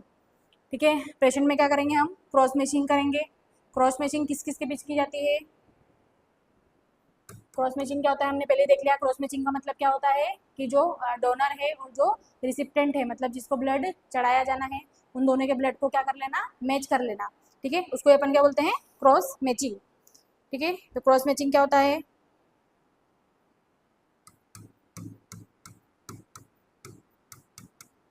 Cross matching is a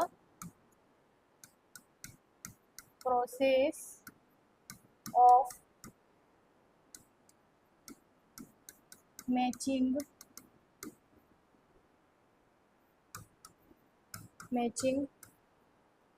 blood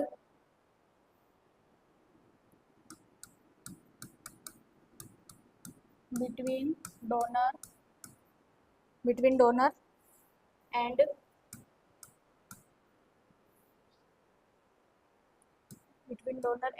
recipient। ठीक है, क्रॉस मैचिंग क्या है, क्रॉस मैचिंग में क्या करते हैं अपन, कि क्या होती है, एक प्रोसेस होती है जिसमें मैच करते हैं ब्लड को किसके बीच में, जो ये होती है को मैचिंग डोनर के बीच में और रेसिपेंट के बीच में। डोनर मतलब कौन, ब्लड देने वाला। ठीक है, तो अगर आपको डोनर का मीनिंग समझ में आता है तो हिंदी में भी लिख सकते हो, कौन होता है डोनर, ब्लड देने वाला। जो ब्लड देने वाला है उसको क्या बोल दिया अपन ने, डोनर बोल दिया है। ठीक है, उसके बाद में रेसिपेंट किसको बोला है, जो ब्लड लेने वाला होता है, मतलब जिसको ब्लड चढ़ाया जाना है। ठीक है, तो अपन बोल सकते हैं क्या, जिसको ब्लड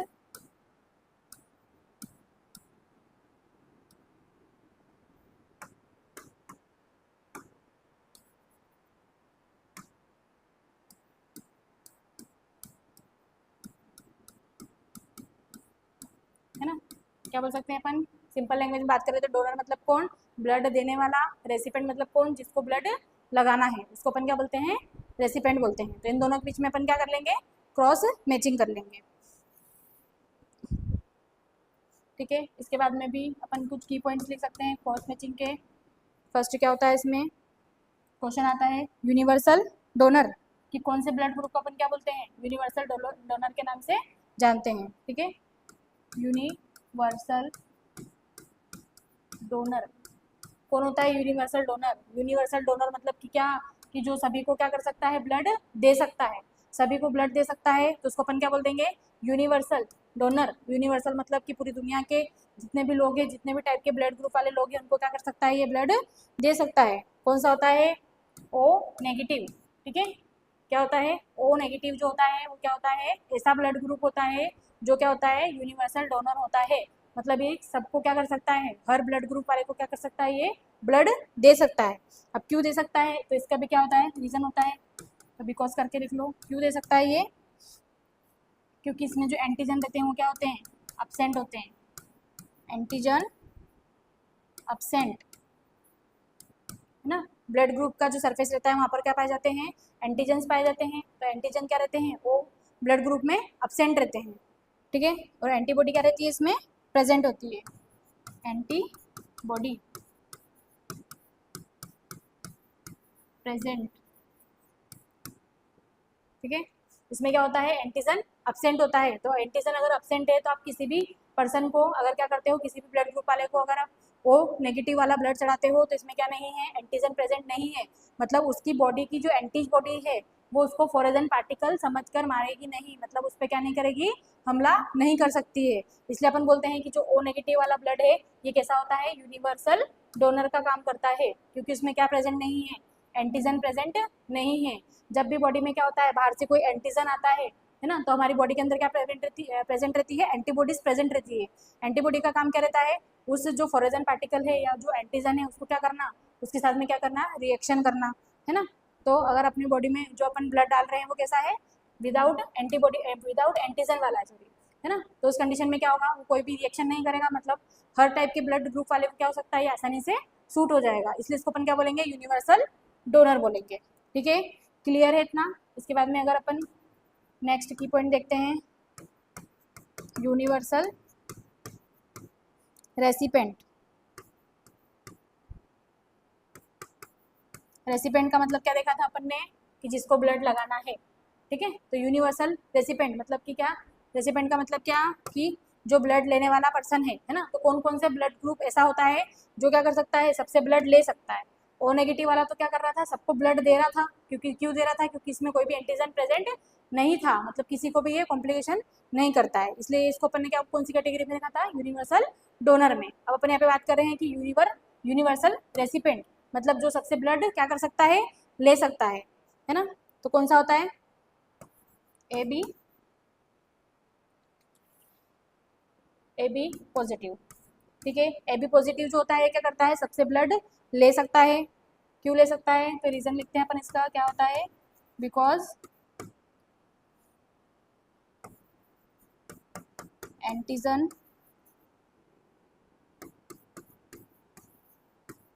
प्रेजेंट, इसमें क्या होता है, एंटीजन प्रेजेंट होता है, एंटीबॉडीज अब्सेंट, ठीक है। जो ए बी पॉजिटिव वाला रहता है इसमें क्या होता है, रीजन क्या लिखा अपन ने, कि यहाँ पर क्या होते हैं, एंटीजन प्रेजेंट रहते हैं, पर क्या होता है इसमें जो एंटीबॉडी क्या रहती है, अब्सेंट रहती है ना। अब ए बी नाम है अगर आप, ठीक है। तो यहाँ तक क्लियर है। यूनिवर्सल जो रिसिप्टेंट होता है वो क्या होता है, ए बी पॉजिटिव होता है। क्यों होता है ये, तो क्योंकि इसमें क्या होता है, जो एंटीजन रहते हैं वो क्या होते हैं, प्रेजेंट रहते हैं, और एंटीबॉडी क्या रहती है इसमें, अब्सेंट रहती है, ठीक है। उसके बाद में अगर अपन एक और पॉइंट की बात करें, तो जो ओ ब्लड ग्रुप रहता है क्या होता है, ओ ब्लड ग्रुप, ये क्या होता है, कॉमन होता है, कॉमन ब्लड ग्रुप होता है, ठीक है। कॉमन ओ ब्लड ग्रुप क्या होता है, common blood group. Common blood group क्यों बोल रहे हैं इसको, क्योंकि ये जो 85% पॉपुलेशन है उनमें पाया जाता है, पॉपुलेशन, ठीक है। 100% में से अगर अपन 38 पॉपुलेशन देखते हैं तो उसमें क्या पाया जाता है, जो ओ ब्लड ग्रुप रहता है वो वाले पर्सन पाए जाते हैं, ठीक है। तो क्लियर है इतना। क्या देखा अपन ने, क्रॉस मैचिंग के बारे में बात करिए। क्रॉस मैचिंग क्या है, तो एक प्रोसेस है जिसमें अपन क्या कर रहे हैं, जो डोनर का ब्लड है और जो रिसिप्टेंट का ब्लड है, मतलब कि ब्लड देने वाला और जिसको ब्लड लगाना है, दोनों के ब्लड ग्रुप को क्या कर रहे हैं, क्रॉस मैच कर रहे हैं। उसमें से अपन ने कुछ की पॉइंट्स देख लिए, ठीक है, जिसमें अपन ने क्या देखा कि जो यूनिवर्सल डोनर होता है वो कौन होता है, आपका ओ ब्लड ग्रुप वाला होता है, मतलब ये सभी को ब्लड दे सकता है। क्यों दे सकता है, क्योंकि इसमें क्या अब्सेंट होते हैं, एंटीजन अब्सेंट होते हैं, इसलिए क्या करता है ये, कोई भी जो हीमोलाइटिक रिएक्शन है या फिर जो भी एंटीजन एंटीबॉडी रिएक्शन है वो नहीं करवाएगा, ठीक है। उसके बाद में अपन ने देखा क्या, कि यूनिवर्सल रिसिप्टेंट किसको बोलते हैं अपन, ए बी पॉजिटिव वाले को बोलते हैं, मतलब ए बी जो पॉजिटिव वाला है वो इस यूनिवर्सल क्या होता है, रिसिप्टेंट, मतलब सबसे ब्लड ले सकता है। सबसे मतलब किसने, इसके अंदर ए बी नाम है इसका, मतलब कि ए वाले से भी ले सकता है, बी वाले से भी ले सकता है, साथ में ये ए बी है इसलिए ए बी वाले से भी ले सकता है, और ओ वाले से भी ले सकता है, क्योंकि ओ वाला तो क्या है, वो सभी को ब्लड दे सकता है, इसलिए अपन इसको क्या बोला है, ये क्या है, यूनिवर्सल रिसिप्टेंट का काम करता है। उसके बाद में एक और पॉइंट अपन ने देखा क्या, कि जो ओ ब्लड ग्रुप होता है वो क्या होता है, कॉमन ब्लड ग्रुप होता है। मतलब 38 जो % पॉपुलेशन है उनमें क्या पाया जाता है, ओ ब्लड ग्रुप पाया जाता है। ठीक है, तो क्लियर है। ये क्या था अपना सेकेंड स्टेप थी ब्लड ट्रांसफ्यूजन की। इसके बाद नेक्स्ट स्टेप की बात करते हैं अपन इसमें, collect the article and send transmission item, है ना। फर्स्ट में क्या कर लिया अपन ने, सबसे पहले तो क्या कर लिया, जो ब्लड था उसको कलेक्ट कर लिया था, उसको स्टोरेज करके रख दिया था। दूसरे में अपन ने क्या कर लिया था, उसको क्रॉस मैचिंग कर लिया था। क्रॉस मैचिंग करने के बाद में क्या करेंगे अपन, अब आर्टिकल्स को कलेक्ट करेंगे। ठीक है, तो आर्टिकल्स की अपन बात कर लेते हैं कि ब्लड ट्रांसफ्यूजन के लिए आपको क्या क्या आर्टिकल्स चाहिए। ठीक है, तो फर्स्ट अगर हम बात करें तो सबसे पहले हमको क्या चाहिए, बीटी सेट चाहिए। बीटी सेट, बीटी सेट मतलब फुल फॉर्म क्या बोलेंगे, वही blood transfusion, blood transfusion set. ठीक है, ब्लड ट्रांसफ्यूज करने के लिए क्या चाहिए, एक आईवी सेट चाहिए जिसको अपन क्या बोल देंगे, ब्लड ट्रांसफ्यूजन सेट बोल देंगे। ठीक है, ये कैसा होता है, तो इसके नीचे अपन लिख सकते हैं कैसा होता है।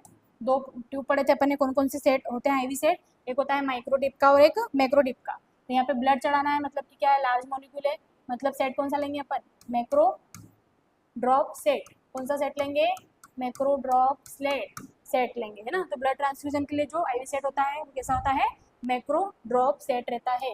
मैक्रो ड्रॉप सेट मतलब क्या बोल सकते हो आप, कि इससे कितना ब्लड जाता है, तो 60 ड्रॉप पर ml ब्लड ट्रांसफ्यूज होता है। ठीक है, उसके बाद में अगर अपन बीटी सेट की बात करते हैं तो और क्या बात बोल सकते हैं इसमें, कि इसमें क्या पाया जाता है, एक चैम्बर पाया जाता है। ठीक है, क्या पाया जाता है इसमें, एक चैम्बर पाया जाता है, मतलब एक स्पेस होता है, जगह होती है, जहाँ से क्या होता है, वहाँ पे क्या लगा रहता है, एक फिल्टर लगा रहता है ना। फिल्टर के द्वारा जो भी अगर फोरोजन पार्टिकल्स रहते हैं या फिर जो भी कुछ क्लॉट रहता है तो वो क्या हो जाता है, वहाँ पे ट्रैप्ड हो जाता है। ठीक है, तो उसको अपन क्या बोल सकते हैं, BT set has a inline filter. BT set में क्या पाया जाता है, इनलाइन फिल्टर पाया जाता है फॉर ट्रैप फोरेजियन पार्टिकल्स। ब्लड जो बैग है उसमें कोई भी क्या आ जाता है, अगर कुछ फोरेजन पार्टिकल्स आ जाता है या फिर कुछ क्लोट आ जाता है तो वो पेशेंट की बॉडी में इंटर ना कर पाए, इसलिए क्या होता है, उसमें एक इनलाइन फिल्टर लगा होता है ना। फिल्टर क्या कर लेता है, जो फोरेजन पार्टिकल्स है उसको क्या कर लेता है, ट्रैप करके रख देता है। ठीक है, क्लियर है। अब जो ये फिल्टर रहता है इसको किस नाम से जानते हैं, this filter know as Murphy chamber. किस नाम से जानते हैं इसको, मर्फी चैम्बर के नाम से जानते हैं, मर्फी चैम्बर। ठीक है, क्या पढ़ा आपने कि सबसे फर्स्ट आर्टिकल क्या है हमारा, बीटी सेट है जिसको ब्लड ट्रांसफ्यूजन सेट बोलते हैं। जो कैसा होता है, तो माइक्रोडिप सेट होता है। माइक्रोडिप सेट मतलब क्या, कि उससे उसकी जो 60 ml ड्रॉप 60 ड्रॉप रहती है, तो 1 ml में कितनी ड्रॉप पाई जाती है, 60 ml ड्रॉप पाई जाती है। उसके बाद में मैंने देखा कि जो बीटी सेट होता है इसमें क्या पाया जाता है, एक फिल्टर पाया जाता है। फिल्टर का काम क्या होता है, कि अगर ब्लड बैग के अंदर क्या आ जाता है, कुछ भी क्लोट आ गया या कुछ फोर्जन पार्टिकल आ गया तो क्या कर लेगा, वहीं पे इसको आईवी सेट के अंदर क्या कर देगा, ट्रैप कर देगा, मतलब आगे नहीं जाने देगा। ठीक है, अब दूसरी बात क्या, तो इस फिल्टर को अपन किस नाम से जानते हैं, मर्फी चैम्बर के नाम से जानते हैं। ठीक है, क्लियर है। ये क्या होता है अपना फर्स्ट आर्टिकल। उसके बाद में और क्या लिख सकते हैं अपन इसमें, यूज न्यू बीटी सेट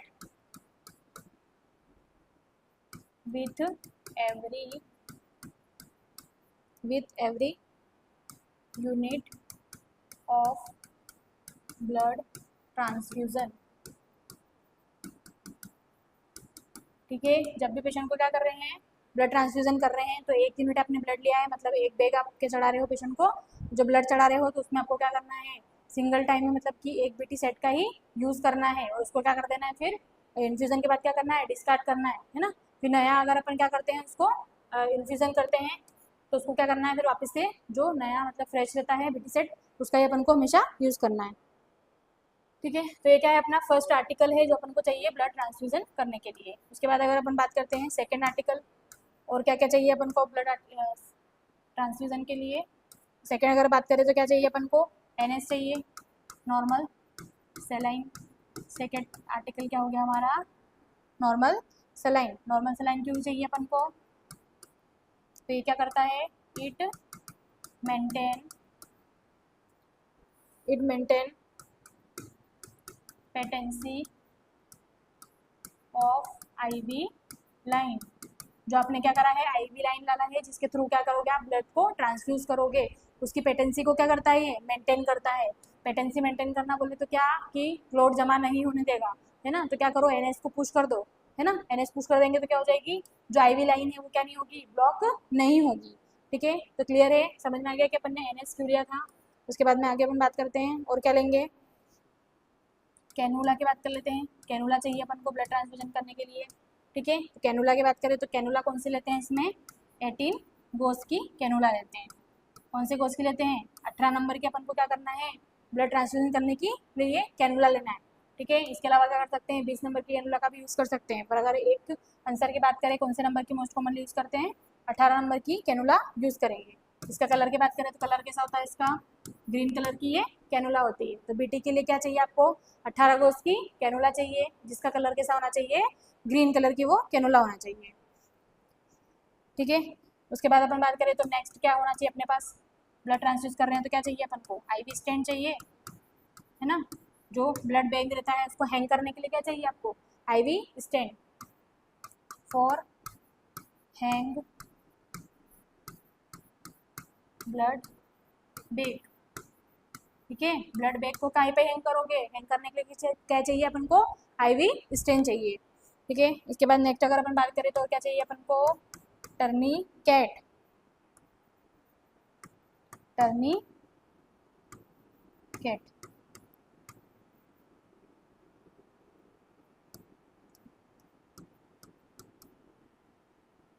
ठीक है, उसके बाद क्या चाहिए अपन को, टर्निकेट चाहिए। टर्निकेट क्या होता है, टर्निकेट बेल्ट होता है, जिसको अपन क्या करते हैं, फिक्स कर देते हैं, बांध देते हैं, जिससे क्या होता है, प्रेशर क्रिएट होता है, जिसके द्वारा क्या होती है, जो वेन होती है वो आसानी से विजुअलाइज हो जाती है। जो पेशेंट को क्या करना है, कैनुला लगाना है, तो कैनुला लगाने के लिए क्या करते हैं, टर्निकेट बेल्ट बांधेंगे, जिससे क्या होगा, प्रेशर अप्लाई होगा। प्रेशर अप्लाई होने के कारण तो क्या होगा, जो वेन्स रहती है वो क्या हो जाएगी, ऊपर की तरफ आपको आसानी से दिखाई दे देगी। तो आपको क्या चाहिए, यहाँ पर टर्निकेट चाहिए। अब टर्निकेट जो रहता है इसको बांधते कहाँ पर अपन, 6 सेंटीमीटर अबाउ द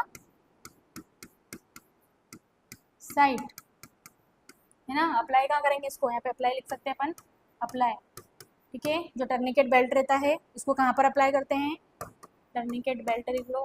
ठीक है, टर्निकेट बेल्ट को कहाँ पर अप्लाई करते हैं अपन, 6 सेंटीमीटर अबाउ द साइड। मान लो कि आपको कैनुला लगाना है 4 आर्म पर, तो 6 सेंटीमीटर ऊपर क्या करेंगे अपन, टर्निकेट बेल्ट को बांधेंगे, ताकि यहाँ पर प्रेशर क्रिएट होगा और आसानी से आपको जो वेन रहती है वो विजुअलाइज हो जाती है। वेन दिख गई तो क्या कर दो, कैनुला लगा दो। कैनुला कौन सा लगाएंगे, ब्लड के ट्रांसफ्यूजन के लिए 18 को उसका जो ग्रीन कैनुला रहता है इसको यूज़ कर लिया।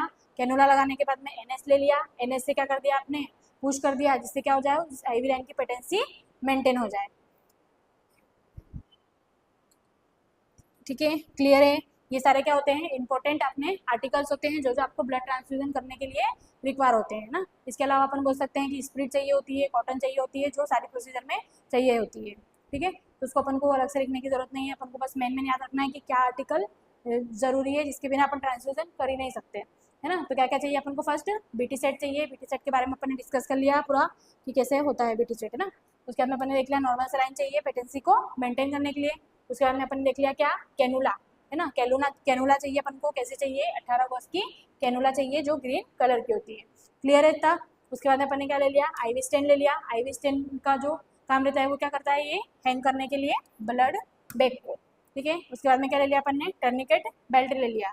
टर्निकेट बेल्ट जो रहता है इसको कहाँ बांधते हैं, कहाँ पर अप्लाई करते हैं, तो जो आपकी साइट होती है जहाँ पर आपको क्या करना है, कैनुला लगाना है, उससे 6 सेंटीमीटर अबाउ मतलब ऊपर उसको अप्लाई करना है। ठीक है, क्लियर है इतना। नेक्स्ट आगे बात करते हैं हम, इसमें हम प्रोसीजर के बारे में बात करते हैं अब अपन, है ना। आर्टिकल्स ले लिए हमने, अब क्या करना है, आपको ब्लड को लगाना है। ठीक है, पेशेंट के ब्लड को क्या करना है, पेशेंट को ब्लड लगाना है, जिसको अपन क्या बोलते हैं, procedure of blood transfusion. Procedure में अपन क्या क्या करेंगे अब, तो फर्स्ट हम देखते हैं क्या लिखा है, blood demand send by doctor in blood bank. सबसे पहली बात तो क्या है कि पेशेंट को ब्लड लगाना है, तो ब्लड लगाने के लिए क्या चाहिए, ब्लड चाहिए। ब्लड कहाँ से मिलेगा, ब्लड बैंक से मिलेगा। ठीक है, तो ब्लड बैंक से जो ब्लड रहता है वो ऐसे ही नहीं मिलेगा, कैसे मिलेगा, डॉक्टर क्या करेगा, आपको जो ब्लड बैंक का फॉर्म रहता है वो फिल करके देगा, है ना, फिल करके देगा। उसके बाद में आपको क्या करना है, फॉर्म को लेकर कहाँ पर जाना है, ब्लड बैंक में जाना है। उसमें पूरी पेशेंट की डिटेल रहेगी कि पेशेंट को क्या कंडीशन है ना, कितनी यूनिट उसको ब्लड लगेगा, कब ब्लड लगेगा, है ना, पेशेंट का पूरा जो नाम, एड्रेस वगैरह, उसकी एज, वेट, ये सारी जो भी उसकी क्या रहती है, इन्फॉर्मेशन रहती है, वो पूरा फॉर्म में क्या करना पड़ता है, फिल करना पड़ता है। ठीक है, फिल करने के बाद में क्या करना पड़ता है, उस डिमांड को ब्लड बैंक में सेंड कर देंगे, मतलब ब्लड बैंक में भेज देंगे कि हमको पेशेंट के लिए इतनी यूनिट ब्लड चाहिए। ठीक है, तो फर्स्ट क्या करा अपन ने, जो डॉक्टर था उसने क्या कर दी, डिमांड सेंड कर दी कहाँ पर, ब्लड बैंक में। उसके बाद में नेक्स्ट क्या करा, फिर after collection the blood from blood bank with 30 minute start the transfusion, है ना। दूसरी चीज़ क्या करी, जब ब्लड को अपन ने क्या कर लिया, कलेक्ट कर लिया, मतलब ब्लड बैंक वालों ने क्या करा, वो ब्लड को दे दिया, तो आपको क्या करना है, आफ्टर 30 मिनट क्या करना है, ब्लड को क्या करना है, 30 मिनट बाद क्या कर देना है, ट्रांसफ्यूजन को स्टार्ट कर देना है। मतलब आधे घंटे बाद क्या करना है, ब्लड को स्टार्ट कर देना है ना। 30 मिनट तक वेट क्यों करा अपन ने, ताकि जो उसका ब्लड का जो टेम्परेचर रहता है वो अपने बॉडी के टेम्परेचर के अकॉर्डिंग हो जाए, है ना। ब्लड बैंक में इसको रखा है तो वहाँ पर क्या है, उसका टेम्परेचर कम है ना, तो आपको पेशेंट की बॉडी में डालना है, तो पेशेंट का जो टेम्परेचर है उतना ही ब्लड का भी टेम्परेचर होना चाहिए। इसलिए अपन ने क्या करा, 30 मिनट तक वेट करा, है ना। ऐसा ही नहीं कि ब्लड बैंक से डायरेक्ट ब्लड लाते से टांग दो और पेशेंट को ब्लड लगा दो। ठीक है, क्या करना है अपन को, कलेक्ट कर लेना है ब्लड को, उसके बाद में क्या करना है, 30 मिनट बाद क्या करना है, ट्रांसफ्यूजन स्टार्ट कर देना है। नेक्स्ट आगे देखें, आगे क्या करेंगे अपन, blood packet should be checked by 2 registered nurse before transmission. तो ये क्या है, आपका एक MCQ क्वेश्चन है जो एग्जाम में आता है। ठीक है, कि जो ब्लड पैकेट रहता है वो कितने स्टाफ के द्वारा या कितनी नर्सों के द्वारा चेक किया जाना चाहिए। तो हम क्या बोलेंगे यहाँ पे, जो 2 रजिस्टर्ड नर्स रहती है, 2 RN नर्स रहती है, RN मतलब क्या, रजिस्टर्ड नर्स। रजिस्टर्ड नर्स मतलब क्या, ऐसा नहीं है कि उसको सारा काम आना चाहिए, स्किल आनी चाहिए। ठीक है, उसके पास क्या होना चाहिए, काम के साथ साथ में क्या होना चाहिए, रजिस्ट्रेशन भी होना चाहिए, है ना। उसने नर्सिंग से रिलेटेड कुछ ना डिग्री करी होना चाहिए, जिसको अपन क्या बोलते हैं, रजिस्टर्ड नर्स, है ना। तो रजिस्टर्ड नर्स कितनी होना चाहिए, 2 रजिस्टर्ड नर्स के द्वारा क्या करना है, जो ब्लड का पैकेट ब्लड बैंक से आया है उसको क्या करना है, पहले अच्छे से चेक करना है। ठीक है, ठीक है, 2 नर्स क्यों ले रहे हैं अपन, तो 2 नर्स क्या करेगी, एक नर्स तो क्या करेगी, जो ब्लड का पैकेट आया है उस पर उसका जो ब्लड ग्रुप है उसको चेक कर लेगी, है ना, और जो डिटेल है उसकी एक्सपायरी डेट वगैरह है उसको चेक कर लेगी। एक जो नर्स रहती है वो जो पेशेंट का पूरा डाटा रहता है, उसका नाम, पता, इन सब चीज़ों को चेक कर लेगी, है ना, कि जिस पेशेंट को हमको लगाना है उस पेशेंट का नाम क्या है, उसके फादर का नाम क्या है, सब बातों को क्या कर लेगी, वो चेक कर लेगी, ताकि गलत पेशेंट को ब्लड ना लगे। तो क्लियर है, 2 नर्स क्या करती है, चेक करती है। उसके बाद में क्या है, nurse check the vital sign of the patient before blood transfusion. अब जब भी क्या करना है, पेशेंट को क्या करना है, ब्लड लगाना है, ट्रांसफ्यूज करना है, तो उससे पहले नर्स क्या करेगी, वाइटल साइन को चेक करेगी। वाइटल साइन क्यों चेक करना है अपन को पेशेंट का, क्योंकि जब भी पेशेंट को क्या रहता है, फीवर रहता है, तो उस कंडीशन में ब्लड नहीं लगाया जाता है, जिसकी वजह से क्या हो सकता है, पेशेंट को रिएक्शन हो सकता है ना। उसके अलावा अगर पेशेंट का BP बहुत ज़्यादा कम है या बहुत ज़्यादा BP क्या है उसका बढ़ा हुआ है, तो इस कंडीशन में भी आप क्या नहीं कर सकते हो, ब्लड ट्रांसफ्यूजन नहीं कर सकते हो, जब तक उसके वाइटल्स क्या नहीं हो जाते, थोड़े से स्टेबल नहीं हो जाते। इसलिए अपन ने लिखा है क्या, कि पहले तो अपन ने क्या कर लिया, ब्लड बैंक से जो डिमांड थी वो भेज दी, ब्लड को कलेक्ट कर लिया, कलेक्ट करने के बाद 30 मिनट तक क्या करा, उसको नॉर्मल टेम्परेचर पे होने का वेट करा। उसके बाद में क्या करा, जो 2 रजिस्टर्ड नर्स थी उनने क्या करा, दो जो पैकेट था ब्लड का उसको क्या कर लिया, चेक कर लिया। एक नर्स ने क्या करी, एक्सपायरी डेट वगैरह चेक कर ली और ब्लड ग्रुपिंग चेक कर ली। एक नर्स ने क्या करा, उसका पूरा जो आइडेंटिफिकेशन डाटा था उसको चेक कर लिया, है ना। उसके बाद अपन ने देखा क्या, कि वाइटल साइन ले लिए पेशेंट के, है ना, वाइटल साइन के बारे में बात कर लिया, क्यों लेना पड़ता है। उसके बाद में अपन क्या करेंगे, अब avoid blood transfusion in patient have fever, it cause event death. ठीक है, तो अपना मेन पॉइंट क्या है यहाँ पे, वाइटल साइन लेने का मेन रीजन क्या है, कि अगर पेशेंट को क्या है, फीवर है ना, पेशेंट को अगर क्या है, फीवर है, तो उस कंडीशन में क्या नहीं करना है अपन को, ब्लड ट्रांसफ्यूजन नहीं करना है, जब तक उसका फीवर कम नहीं हो जाता, रिड्यूस नहीं हो जाता, तब तक क्या करना है, थोड़ा टाइम के लिए ब्लड ट्रांसफ्यूजन को अवॉइड कर देना है, क्योंकि ये क्या कॉज कर सकता है, डेथ को कॉज कर सकता है। क्लियर है। उसके बाद नेक्स्ट आगे देखेंगे, आगे क्या करेंगे अपन, then send the blood bank with documentation if doctor prescribe oral antipyretic drug. अगर क्या होता है, पेशेंट को फीवर होता है ना, ब्लड को क्या करा आपने, नर्स क्या गई पेशेंट को ब्लड लगाने गई, तो उसने क्या करा, वाइटल साइन लिया। वाइटल साइन के लेने के दौरान क्या देखा कि पेशेंट को क्या है, फीवर है, तो उसने क्या कर दिया, डॉक्टर को इन्फॉर्म करा, डॉक्टर ने क्या करा, पेशेंट को एंटीपायरेटिक जो ड्रग होता है ना, जैसे एग्जाम्पल के लिए मान लो PCM, पैरासीटामोल, है ना, ये प्रिस्क्राइब कर दिया। तो अपन को क्या करना है, जो भी ब्लड है उसको क्या करना है, डॉक्यूमेंटेशन के साथ वापस से ब्लड बैंक में भेज देना है, ठीक है। उसके बाद में है delay the blood transfusion for 30 to 60 minute, या फिर क्या कर देना है, एक तो क्या करो कि जो ब्लड बैंक है उसमें वापस से भेज दो, या फिर क्या करो जो ट्रांसमिशन है उसको क्या कर दो, डिले कर दो, मतलब कि थोड़ी देर बाद क्या करो, उसको ब्लड ट्रांसफ्यूज करो। कितनी देर बाद, 30 to 60 मिनट, आधे से 1 घंटे बाद क्या करो, उसको वापस से आप जब उसका टेम्परेचर कम हो जाता है, नॉर्मल हो जाता है, तब क्या करो, वापस से ट्रांसफ्यूज कर सकते हैं। क्लियर है इतना। उसके बाद में क्या करेंगे, after decrease fever start blood transfusion, जब फीवर कम हो जाएगा तो ब्लड ट्रांसफ्यूजन को स्टार्ट कर दोगे।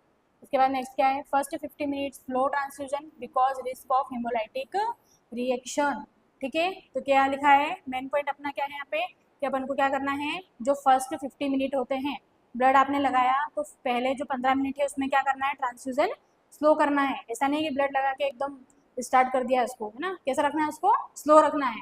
स्लो क्यों रखना है, क्योंकि इसमें क्या होती है, रिस्क होती है हीमोलाइटिक रिएक्शन की। अब हीमोलाइटिक रिएक्शन मतलब क्या, ब्रेकडाउन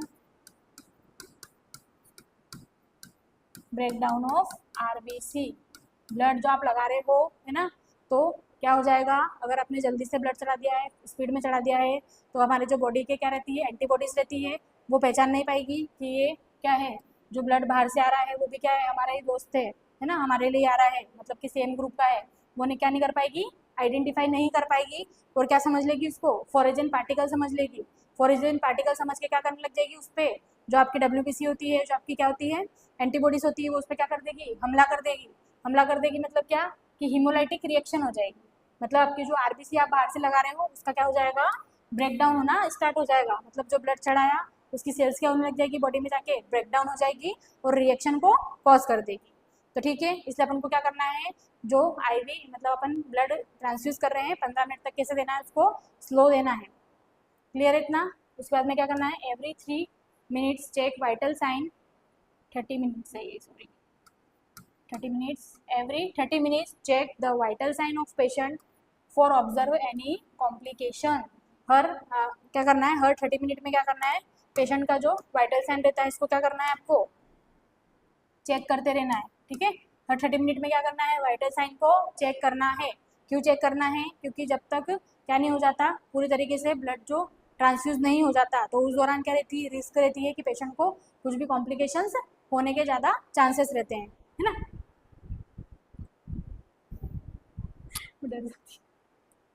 ठीक है, तो अपन को क्या करना है, हर 30 मिनट में क्या करना है, वाइटल साइन को ऑब्जर्व करते रहना है। क्लियर है इतना।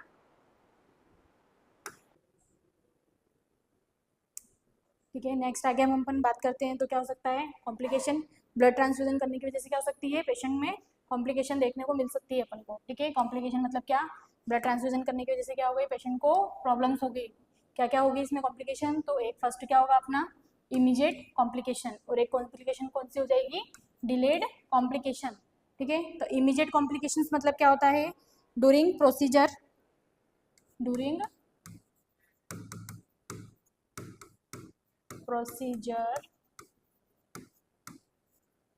First 24 hours. ठीक है, जब ब्लड ट्रांसफ्यूजन कर रहे हो उस दौरान, या फिर जो पहले 24 आवर्स रहते हैं उस दौरान अगर क्या हो गई है, पेशेंट को ब्लड चढ़ाने की वजह से कोई रिएक्शंस हो गया है, या कोई क्या हो गई, उसको कॉम्प्लिकेशंस हो गई है, तो उसको अपन किस में काउंट करेंगे, इमीडिएट कॉम्प्लिकेशन में। ठीक है, उसके अलावा एक और कौन सा टाइप देखा अपन ने कॉम्प्लिकेशन का, डिले कॉम्प्लिकेशन। ये कब होगी, after 24 hours, after 24 hours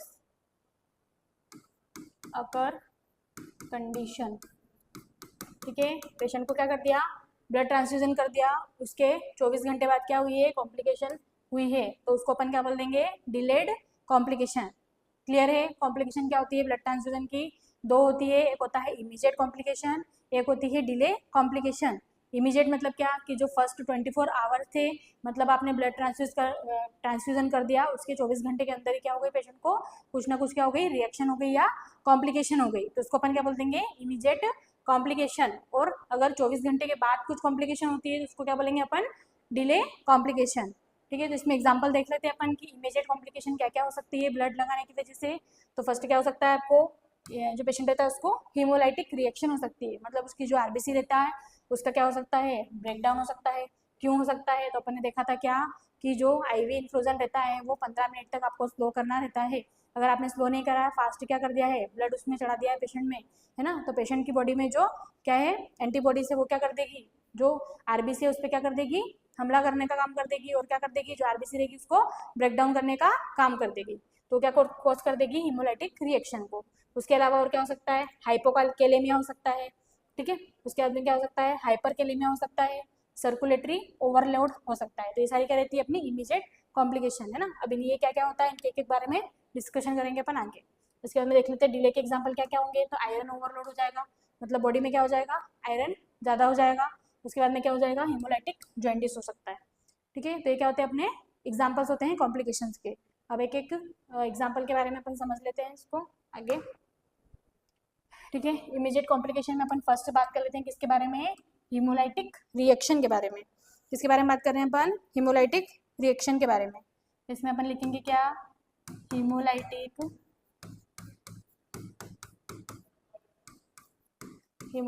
reaction is also known as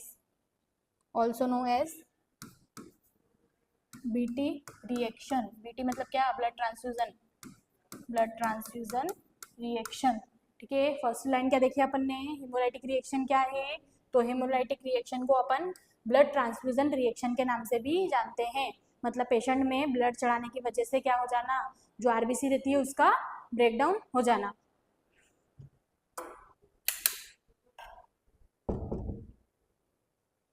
ठीक है, क्लियर है। फर्स्ट क्या होगा, हेमोलाइटिक रिएक्शन होगी, इसको अपन क्या बोलते हैं, ब्लड ट्रांसफ्यूजन रिएक्शन के नाम से भी जानते हैं। ठीक है, अब इसका जो कॉज रहता है वो क्या होता है, तो कॉज लिख लो, कॉज एनाफाइलेक्टिक रिएक्शन। कॉज क्या होता है, कारण क्या होता है इसका, एनाफाइलेक्टिक रिएक्शन। मतलब वही क्या, एनाफाइलेक्टिक रिएक्शन का मतलब ही क्या होता है कि हमारी जो बॉडी रहती है उसके जो एंटीबॉडीज रहते हैं उनने क्या समझा, जो ब्लड आपने लगाया है उसको क्या समझ लिया, फोरेजल पार्टिकल समझ लिया, और क्या कर दिया, उसको ब्रेक डाउन करना स्टार्ट कर दिया। उसको अपन क्या बोलते हैं, एनाफाइलेक्टिक रिएक्शन। ठीक है, तो एनाफाइलेक्टिक रिएक्शन के सिम्टम्स क्या क्या दिखेंगे, तो पेशेंट को क्या हो सकता है, एलर्जी, साइन किसके दिखेंगे इसमें, एलर्जी के दिखेंगे। और क्या हो जाएगा, जो एंटीजन और एंटीबॉडी रहता है इनकी क्या हो जाएगी, रिएक्शन हो जाएगी। उसके बाद में और क्या हो सकता है, mixed matching reaction, mixed matching reaction. ठीक है, क्या हुआ, जो एनाफाइलेक्टिक रिएक्शन था वो हो गया, किसकी वजह से हुआ, तो किसकी वजह से हुआ, जो आपने जो ब्लड ट्रांसफ्यूजन करा था वो क्या कर दिया था, फास्ट कर दिया था। ठीक है, तो उसमें क्या क्या दिखने को मिला अपन को, एलर्जी के साइन दिखे, जो एंटीजन एंटीबॉडी था इसकी रिएक्शन हो गई, या फिर मिसमैचिंग, मतलब ये सारे क्या हो सकते हैं आपके कारण हो सकते हैं जिसकी वजह से क्या हो सकती है, किसी भी पेशेंट को एनाफाइलेक्टिक रिएक्शन हो सकती है। ठीक है, तो सिम्टम क्या क्या दिखेंगे एनाफाइलेक्टिक रिएक्शन के, sign and symptom. Sign and symptom की बात करें तो जब भी एलर्जी होती है या फिर एनाफाइलेक्टिक रिएक्शन होती है तो क्या होता है, पेशेंट को इचिंग होती है। फर्स्ट लिख लेंगे अपन क्या, किसी सिम्टम क्या दिखेंगे अपन को पेशेंट में, है ना। ऐसा पेशेंट जिसको ब्लड लगाया है उसको क्या हो गया है, हीमोलाइटिक रिएक्शन। तो कैसे अपन आइडेंटिफाई करेंगे, फर्स्ट क्या होगा, पेशेंट को इचिंग होगी। ठीक है, इचिंग के बाद नेक्स्ट क्या होगा, उसको अर्टिकेरिया। अर्टिकेरिया का मतलब क्या होता है, रैशेस। पेशेंट को क्या हो जाएंगे, एलर्जी की वजह से या रिएक्शन की वजह से क्या हो जाएगा, अर्टिकेरिया हो जाएगा। अर्टिकेरिया को अपन किस नाम से जानते हैं, रैशेस के नाम से भी जानते हैं। ठीक है, उसके अलावा क्या हो सकता है उसको, तीसरा अगर अपन देखें तो क्या हो जाएगा, पेशेंट को एडिमा हो जाएगा, है ना। रिएक्शन के कारण क्या हो जाएगा, पेशेंट को एडिमा हो जाएगा। ठीक है, इसके अलावा अपन बात करें सिम्टम की तो यहाँ पे लिख लेते हैं अपन फोर्थ सिम्टम, है ना, साइन इन सिम्टम का फोर्थ है। ठीक है, इसमें क्या हो जाएगा पेशेंट को, तो हेडेक हो सकता है, हेडेक हो सकता है। हेडेक के अलावा और क्या क्या हो सकता है उसको, तो बैक पेन हो सकता है, ये सारे ब्लड के रिएक्शन होने की वजह से दिखने वाले साइंस होते हैं, ठीक है। और क्या हो सकता है उसको, हीमोग्लोबिनोयूरिया, हीमोग्लोबिनोयूरिया मतलब उसका जो यूरिन रहता है उसमें क्या मिलेगा आपको, Hb देखने को मिलेगा, मतलब आरबीसी इन यूरिन, यूरिन में क्या दिखेगी, आरबीसी। जब यूरिन का सैंपल लेंगे हम तो क्या दिखेगा उसमें, आरबीसी प्रेजेंट होगी। तो ये भी क्या होता है, साइन होता है किसका, हेमोलाइटिक रिएक्शन का, ठीक है। इसके अलावा क्या दिखेगा अपन को, फीवर दिखेगा, क्योंकि एंटीजन एंटीबॉडी की क्या हो रही है, रिएक्शन हो रही है, ठीक है। इसके अलावा और क्या साइन दिखेंगे अपन को, हाइपोटेंशन, कौन सी टेंशन हो जाएगी पेशेंट को, हाइपोटेंशन हो जाएगी। हाइपोटेंशन क्यों हो जाएगी, क्योंकि जो आरबीसी रहेगी उसका क्या हो जाएगा, ब्रेकडाउन। आरबीसी के ब्रेकडाउन होने की वजह से क्या हो जाएगा, जो पेशेंट रहता है उसका बीपी क्या हो जाएगा, डिक्रीज हो जाएगा, जिसको अपन क्या बोलते हैं, हाइपोटेंशन। तो ये क्या था हमारा पूरा कॉम्प्लिकेशन था, जिसको अपन क्या बोलते हैं, ब्लड ट्रांसफ्यूजन की इमीडिएट कॉम्प्लिकेशन के नाम से जानते हैं। जिसमें क्या हो जाता है, ब्लड के क्या होता है, ब्लड से एलर्जी होने के कारण, या फिर एंटीजन और एंटीजन बॉडी की रिएक्शन होने के कारण, या फिर जो पेशेंट है उसको गलत ब्लड चढ़ा दिया है, मतलब कि मिसमैचिंग वाला ब्लड चढ़ा दिया है, मैच नहीं हो रहा है, तो उस रिएक्शन के कारण क्या हो जाते हैं, सारे सिम्टम अपन को देखने को मिलते हैं। क्या क्या सिम्टम देखें, इचिंग हो जाती है, अर्टिकेरिया मतलब रेशेज हो जाता है, एडिमा हो जाती है, पेशेंट को क्या हो जाता है, हेडेक हो सकता है, बैक पेन हो जाएगा, और क्या हो जाएगा, जो आरबीसी है उसके यूरिन में प्रेजेंट हो सकती है, और फीवर होगा, और साथ में क्या हो जाएगा, हाइपोटेंशन हो जाएगा, ठीक है। क्लियर है। नेक्स्ट रिएक्शन की बात करते हैं, और क्या कॉम्प्लिकेशन होंगे इसके अलावा। तो क्या हो सकता है, पेशेंट को ब्लड ट्रांसफ्यूजन की वजह से सेकेंड कॉम्प्लिकेशन क्या हो जाएगी, हाइपोकैल्शियमिया। हाइपोकैल्शियमिया मतलब क्या, कि जो कैल्शियम रहता है उसका क्या हो जाना, डिक्रीज हो जाना। हाइपो मतलब डिक्रीज होना, डिक्रीज कैल्शियम, ठीक है। कैल्शियम का क्या हो जाना, डिक्रीज हो जाना, उसको अपन क्या बोलते हैं, हाइपोकैल्सीमिया, ठीक है। इसमें क्या हो जाता है, decrease level of calcium, decrease level of calcium below the normal value. Normal value से क्या हो जाना, जो नॉर्मल वैल्यू होती है कैल्शियम की ब्लड के अंदर, उससे क्या हो जाना, कम हो जाना कैल्शियम, ठीक है। तो नॉर्मल वैल्यू देख लेते हैं पहले, नॉर्मल वैल्यू कितनी होती है कैल्शियम की, नॉर्मल वैल्यू कितनी होती है, 8.6 to 11 mg/dl, ठीक है। नॉर्मल लेवल कितना होता है ब्लड के अंदर, तो पर mg/dl में कितना पाया जाता है, 8.6 से लेकर 11 mg/dl क्या होता है, हमारे ब्लड के अंदर कैल्शियम प्रेजेंट होता है ना। अब कैल्शियम भी क्या करता है, जो हमारे मसल्स रहते हैं इनको क्या करवाता है, कॉन्ट्रैक्शन करवाने का काम करवाता है, ठीक है।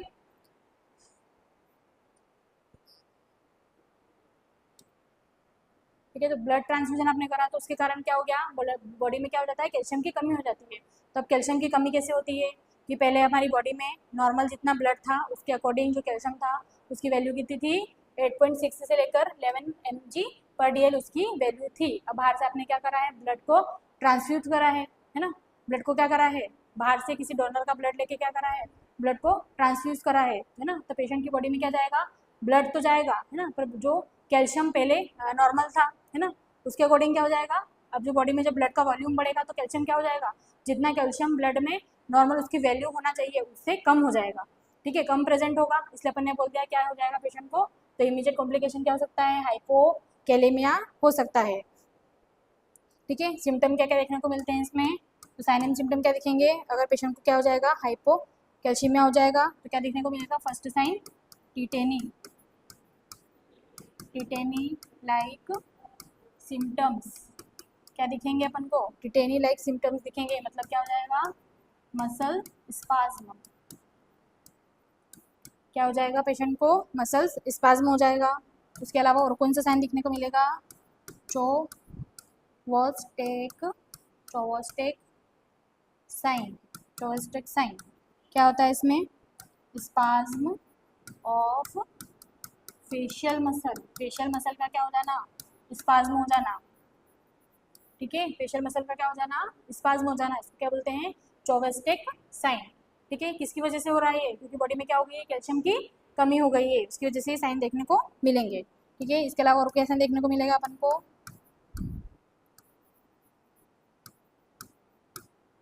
इसके अलावा और क्या साइन देखने को मिलेगा? ट्रोयूस साइन। इसमें क्या होता है? Spasm for arm. ठीक है, इसमें जो हैंड रहते हैं उसके अंदर क्या हो जाएगा? स्पाज्म होने लग जाएगा, ऐठन होने लग जाएगी। ठीक है, अब ये जो कॉम्प्लिकेशन रहती है इसमें क्या करेंगे अपन? सारे अपन क्या करेंगे? साइन देखेंगे, है ना। साइन में अपन ने क्या क्या देख लिया? तो पेशेंट में क्या दिख गया अपन को? टिटेनी लाइक साइन दिख गया। इसके अलावा क्या दिख गया? चोवेस्टिक साइन दिख गया। उसके अलावा क्या दिख गया? ट्रोस्क्यू साइन दिख गया, जिसमें क्या हो जाता है? स्पाज्म हो जाता है फॉर्म फॉर आर्म का। तो कुल मिला के बात ये है कि कैल्शियम की कमी होने की वजह से क्या हो जाएगा? तो बॉडी के जो पार्ट्स रहते हैं उसमें क्या हो जाएगा? स्पाज्म हो जाएगा, है ना। तो स्पाज्म काय का हो रहा है?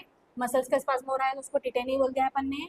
चोवेस्टिक साइन में क्या हो गया? फेशियल जो मसल्स रहते हैं, फेस के जो मसल्स हैं उनका क्या हो जाएगा? स्पाज्म हो जाएगा। इसके अलावा ट्रोस्क्यू साइन है, इसमें क्या हो जाएगा? जो फोर आर्म रहते हैं इसका स्पाज्म हो जाएगा। ठीक है, क्लियर है इतना? अब इसके मैनेजमेंट की बात कर लेते हैं कि मैनेजमेंट क्या करेंगे हम? मैनेजमेंट क्या करेंगे इसमें? तो मैनेजमेंट देख लेते हैं हम यहाँ पर। मैनेजमेंट, ठीक है, पेशेंट में क्या हो गया है? कैल्शियम कम हो गया है, तो क्या करेंगे अपन मैनेजमेंट में? सबसे पहले तो क्या कर दो? फर्स्ट मैनेजमेंट में क्या करेंगे? स्लो कर दो बीटी को, स्लो द ब्लीडिंग, मतलब ब्लड ट्रांसफ्यूजन को क्या कर दिया आपने? इसमें स्लो कर दिया। ठीक है, उसके बाद में क्या कर दिया आप? इन्फॉर्म कर दो किसको? डॉक्टर को। इन्फॉर्म द डॉक्टर, डॉक्टर को क्या कर दो? इन्फॉर्म कर दो। ठीक है, इसके बाद अगर नेक्स्ट अपन बात करेंगे तो क्या दे देंगे हम यहाँ पर? अपन कैल्शियम की कमी हो रही है, कैल्शियम कम हो गया है, तो कैल्शियम दे दो। क्या दे देंगे अब? कैल्शियम दे देंगे। कैल्शियम कैसे देंगे अपन? कैल्शियम ग्लूकोनेट का इंजेक्शन दे देंगे। कैल्शियम ग्लूकोनेट इंजेक्शन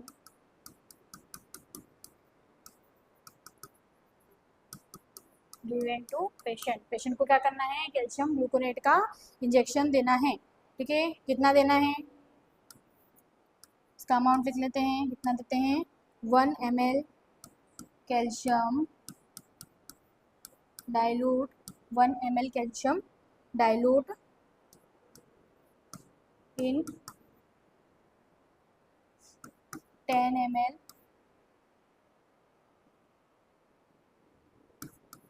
NS पर 100 ml ब्लड। ठीक है, अमाउंट कितना देते हैं अपन? तो 1 ml तो क्या लेना है अपन को? कैल्शियम का इंजेक्शन ले लेना है, कैल्शियम ग्लूकोनेट का। किस में लेना है? तो 10 ml NS, उसमें क्या मिला लेना है? 1 ml तो अपने क्या कर लिया? कैल्शियम ग्लूकोनेट का इंजेक्शन ले लिया। 10 ml में क्या कर लिया? उसको 10 ml NS लेके उसमें उसको मिक्स कर दिया या डाइल्यूट कर दिया। ठीक है, और कितने ब्लड में लगाएंगे इसको? तो 100 ml ब्लड में। 100 ml ब्लड क्या कर दिया पेशेंट में? पहले ट्रांसफ्यूज कर दो। उसके बाद क्या करो अब कि हाइपोकैल्शियमिया में पेशेंट ना जाए, उसे प्रिवेंट करने के लिए क्या कर दो? उसको अब 100 ml ब्लड देने के बाद में कैल्शियम ग्लूकोनेट दे दो। कितना दे दो? 1 ml कैल्शियम ग्लूकोनेट को 10 ml NS में डाइल्यूट कर दो, और क्या कर दो? जो 100 ml ब्लड है उसके बाद में उसको लगा दो। ठीक है, तो इससे क्या हो जाएगा? जो हाइपोकैल्शियमिया है इसका मैनेजमेंट हो जाएगा। ठीक है, क्लियर है इतना? आगे नेक्स्ट कॉम्प्लिकेशन के बारे में बात करते हैं हम अपन। और क्या क्या हो सकता है ब्लड ट्रांसफ्यूजन की वजह से? हाइपर कैलेमिया हो सकता है। ठीक है, हाइपर मतलब क्या होता है? बढ़ना, इंक्रीज होना, है ना, इंक्रीज। हाइपर कैल्शियमिया कैलेमिया मतलब क्या? Increase potassium level.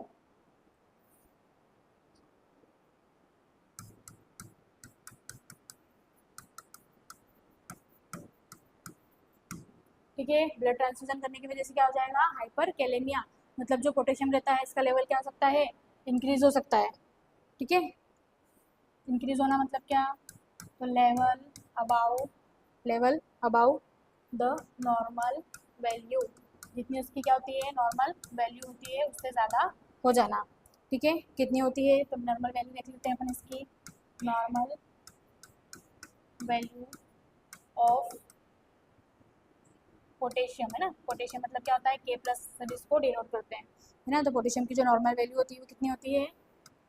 3.5 to 5.1 milliequivalent per litre. ठीक है, नॉर्मल इसकी जो वैल्यू होती है वो कितनी होती है 3.5 to 5.1 milliequivalent per litre क्या होना चाहिए, ब्लड के अंदर क्या होना चाहिए, आपका पोटेशियम प्रेजेंट होना चाहिए। तो अगर आपने क्या करा है, पेशेंट को ज़्यादा यूनिट क्या लगा दिया है, ब्लड लगा दिया है, तो क्या हो जाएगा, बॉडी में जो रहता है जो पोटेशियम रहता है इसका लेवल क्या हो जाएगा, बढ़ जाएगा, है ना। पोटेशियम लेवल कितना बढ़ जाना, तो जो ये इसकी नॉर्मल वैल्यू है उससे ज़्यादा हो जाना, उसके अपन क्या बोलते हैं, हाइपर कैलेमिया बोलते हैं। ठीक है,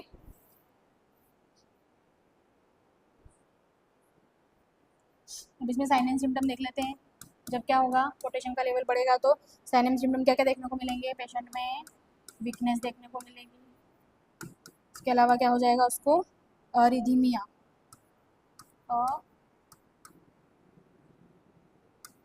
अरिथमिया पेशेंट में क्या हो जाएगा, अरिथमिया। अरिथमिया मतलब क्या होता है, जो हार्ट की रिदम रहती है वो क्या हो जाएगी, इंक्रीज हो जाएगी, रिदम इंक्रीज। ठीक है, हार्ट की जो रिदम रहती है वो क्या हो जाएगी, इंक्रीज हो जाएगी। ठीक है, उसके अलावा और क्या हो सकता है इसमें, तो एब्डोमेन में क्रैम्प हो सकते हैं, एब्डोमिनल क्रैम्प, पोटेशियम के बढ़ने की वजह से सारे साइन देखने को मिलते हैं। ठीक है, एब्डोमिनल क्रैम्प हो सकता है, और क्या हो सकता है पेशेंट में, तो डायरिया हो सकता है। ठीक है, इसके अलावा क्या हो सकता है, एब्डोमेन में क्रैम्प हो सकते हैं, एब्डोमिनल क्रैम्प, क्रैम्प हो गया है ना, सॉरी, एब्डोमिनल डिस्टेंशन। ठीक है, तो पोटेशियम के लेवल की बढ़ने की वजह से याद रखना है अपन को साइन क्या क्या देखने को मिलेगा, तो पेशेंट में क्या हो जाएगा, वीकनेस देखने को मिलेगी, और अदीमिया मतलब उसकी जो रिदम रहती है हार्ट की वो क्या हो जाएगी, इंक्रीज हो जाएगी। उसके बाद में एब्डोमिनल क्रैम्प हो सकता है, इसको डायरिया हो सकता है, और एब्डोमिन में क्या हो सकता है, इसको डिस्टेंशन हो सकता है। ठीक है, क्लियर है इतना। आगे देखते हैं और क्या होगा, इमीडिएट कॉम्प्लिकेशन में बात करें तो और क्या हो सकता है, सर्कुलेटरी ओवरलोड। सर्कुलेटरी ओवरलोड मतलब क्या, कि हार्ट के अंदर जो ब्लड है उसका लोड ज़्यादा पड़ जाएगा, है ना। बॉडी में जितना ब्लड था आपने क्या करा, वो ज़्यादा ब्लड ट्रांसफ्यूज कर दिया, मतलब हार्ट के पास क्या आ जाएगा, पंप करने के लिए ज़्यादा वर्क आ जाएगा, है ना। तो ज़्यादा वर्क आना भी क्या है, एक तरीके से बहुत ज़्यादा अगर ओवरलोड कर देंगे, ज़्यादा ब्लड ट्रांसफ्यूज कर देंगे तो उसकी वजह से भी क्या हो जाएगी, कॉम्प्लिकेशन। तो कॉम्प्लिकेशन क्या देखने को मिलेगी, सर्कुलेटरी ओवरलोड। ठीक है, सर्कुलेटरी ओवरलोड मतलब क्या बोल सकते हैं अपन, कार्डियक ओवरलोड, मतलब कि जो कार्डियक रहता है अपना, जो हार्ट रहता है उसके पास क्या आ जाएगा, ज़्यादा वर्क आ जाएगा। ठीक है, तो इसको अपन क्या बोल देंगे, सर्कुलेटरी ओवरलोड। अब किसकी वजह से हुआ ओवरलोड, तो आपने क्या कर दिया, जो ब्लड ट्रांसफ्यूजन था वो जल्दी जल्दी कर दिया, और यहाँ क्या कर दिया, उसको ज़्यादा यूनिट अपने ब्लड की लगा दी है उसको एक ही दिन में, तो उसकी वजह से क्या हो जाएगा, उसको सर्कुलेटरी ओवरलोड देखने को मिलता है। ठीक है, तो इसका कारण लिख लो कि कारण क्या होगा, इसका कॉज किसकी वजह से होता है सर्कुलेटरी ओवरलोड। अभी बात करिए अपन ने क्या, रैपिड ब्लड ट्रांसफ्यूजन की वजह से, rapid blood transfusion, rapid blood transfusion की वजह से क्या हो गया, पेशेंट का कार्डियक ओवरलोड हो गया। ठीक है, उसके बाद में अब सिम्टम की बात कर लेते हैं। साइन एंड सिम्टम क्या क्या दिखेंगे, जब वर्कलोड बढ़ जाएगा कार्डियक का तो क्या हो जाएगा, पल्मोनरी एडिमा, क्योंकि आपके लंग्स में भी जाता है ब्लड तो क्या हो जाएगा, वहाँ पर एडिमा हो सकता है, तो अपन क्या बोल देंगे इसको, पल्मोनरी एडिमा। ठीक है, नेक्स्ट अगर साइन एंड सिम्टम की बात करें तो इसके कारण क्या हो जाएगा, कॉफिंग हो जाएगा उसको। इसके अलावा क्या हो सकता है, ब्रीथिंग में डिफ़िकल्टी हो जाएगी, ब्रीथिंग डिफ़िकल्टी, क्या हो जाएगा पेशेंट को, ब्रीथिंग डिफ़िकल्टी हो जाएगी। ठीक है, इसके अलावा और क्या साइन देखने को मिल सकते हैं, crackle sound, crackle sound.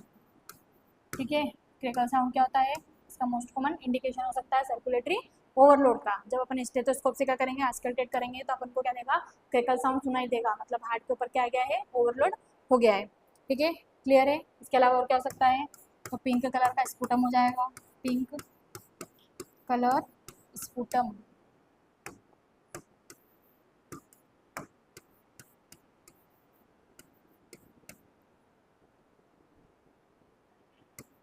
Pink colour क्या क्या हो जाएगा, स्पूटम हो जाएगा।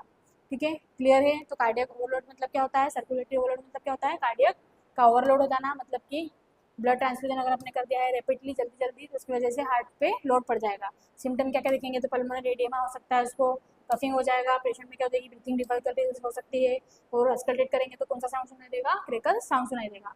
उसके बाद में जो स्पुडम है उसका कलर कैसा हो जाएगा, पिंक कलर का स्पुडम हो जाएगा। ठीक है, क्लियर है ये। आगे देखते हैं अपन इसके कॉम्प्लिकेशंस और क्या होते हैं।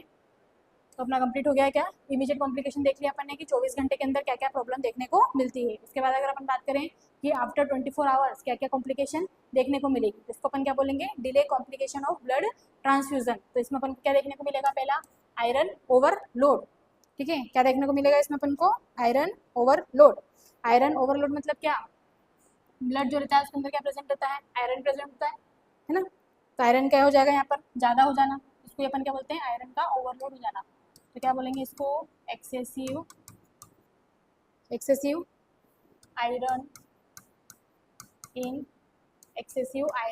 इन एक्यूमुलेटेड इन बॉडी के अंदर क्या हो जाना, आयरन का एक्सेसिव एक्यूमुलेशन हो जाना। मतलब पहले से बॉडी के अंदर क्या था, आयरन था, आपने क्या करा, ब्लड लगाया पेशेंट को, तो जो ब्लड के अंदर आयरन था वो भी बॉडी के अंदर चले गया है। मतलब कि जितनी बॉडी को रिक्वायरमेंट थी उससे ज़्यादा मात्रा में अगर आयरन मिल गया है ना, रैपिड ट्रांसफ्यूजन की वजह से, तो उसकी वजह से भी क्या हो जाएगा, पेशेंट में आयरन ओवरलोड हो सकता है। ठीक है, इसका कारण अगर अपन बात करें कि क्या कारण होता है इसका, तो अपन बोल सकते हैं क्या कारण होगा,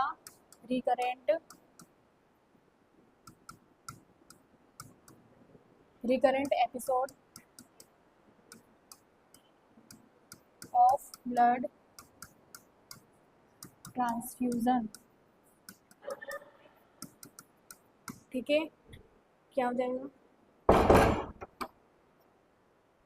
ठीक है, कॉज क्या होता है इसका, तो रैपिड एपिसोड हो जाना है किसका, ब्लड ट्रांसफ्यूजन का। रैपिड एपिसोड मतलब क्या, कि आपने क्या करा, उसको एक दिन में क्या करा, 2 यूनिट ब्लड चला दिया है, फिर उसके बाद दूसरे दिन फिर से उसको 2 यूनिट ब्लड चला दिया है। मतलब क्या कर रहा है, रिकरेंट रैपिड एपिसोड आ गए हैं अगर ब्लड के, मतलब बार बार अगर उसको ब्लड चढ़ा रहे हैं तो उस कंडीशन में क्या हो जाएगा, जो बॉडी रहती है इसमें आयरन क्या होने लग जाएगा, एक्यूमुलेट होने लग जाएगा। इसको अपन क्या बोल देंगे, आयरन का क्या हो गया है, ओवरलोड हो गया है। ठीक है, क्लियर इतना। अब इसमें साइन एंड सिम्टम की बात करें तो क्या क्या दिखेंगे, तो ज़्यादा आयरन होने की वजह से क्या हो जाता है, डाइजेशन में प्रॉब्लम हो जाती है। तो सिम्टम क्या दिखता है, कॉन्स्टिपेशन दिखता है, कॉन्स्टिपेशन दिखेगा पेशेंट को। और क्या दिखेगा सिम्टम उसमें, तो नोजिया हो जाएगी इसको, नोजिया एंड वॉमिटिंग दिखने को मिलेगी, नोजिया एंड वॉमिटिंग। इसके अलावा अगर बात करें तो आयरन लोड बढ़ने की वजह से क्या हो सकता है, तो डायरिया हो सकता है। ठीक है, क्या हो सकता है, डायरिया।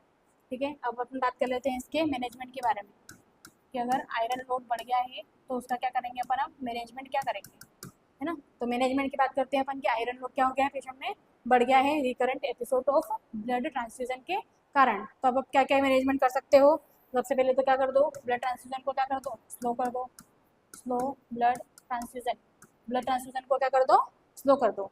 ठीक है, उसके बाद में अगर अपन बोल सकते हैं कि पेशेंट को क्या है, अगर वॉमिटिंग है, पेशेंट को क्या हो रही है, वॉमिटिंग हो रही है, तो क्या कर दो, ट्रांसफ्यूजन को क्या कर दो, स्टॉप कर दो। If patient have vomiting, stop transfusion. ठीक है, पेशेंट को क्या हो रही है, अगर वॉमिटिंग हो रही है ब्लड चढ़ाने की वजह से, तो क्या कर दो, जो ब्लड ट्रांसफ्यूजन है उसको क्या कर दो, स्टॉप कर सकते हैं। ठीक है, उसके अंदर दूसरा क्या कर लेंगे अपन, तो डॉक्टर को इन्फॉर्म कर दो, इन्फॉर्म द डॉक्टर को क्या कर दो, यहाँ पर इन्फॉर्म कर दो। ठीक है, क्लियर है। इसके बाद में अब मेन जो मैनेजमेंट आता है अपने यहाँ से आता है, मैनेजमेंट क्या करेंगे अपन अब, तो आयरन के लिए क्या दे देंगे उसको, अब आयरन बढ़ गया है तो कम करने के लिए क्या देते हैं, एंटीडोट देते हैं। तो आयरन का एंटीडोट दे दो। ठीक है, आयरन का क्या कर देंगे अपन, एंटीडोट दे देंगे। ठीक है, कौन सा देते हैं अपन आयरन का एंटीडोट, तो क्या लिखेंगे अपन यहाँ पे, इसका नाम क्या होता है, डेज फेरोक्सामीन, डेस्फेरोक्सामीन। ठीक है, ये क्या होता है, आयरन का एंटीडोट होता है। मतलब कि जब आयरन बॉडी में बढ़ गया है तो आप क्या दे दो, डेस्फेरोक्सामीन दे दो, तो आयरन का जो लोड है वो क्या हो जाएगा, बॉडी में कम हो जाएगा। ठीक है, क्लियर है। अब जो डेस्फेरोक्सामीन देता है इसको क्या दे सकते हैं अपन, आईवी भी दे सकते हैं, और सबक्यूटेनियस रूट से भी क्या कर सकते हैं, इसको दे सकते हैं। आयरन को देने के लिए रूट कौन कौन सी होती है, इंट्रावेनस रूट भी होती है, और सबक्यूटेनियस रूट से भी अपन क्या कर सकते हैं, इसको अप्लाई कर सकते हैं।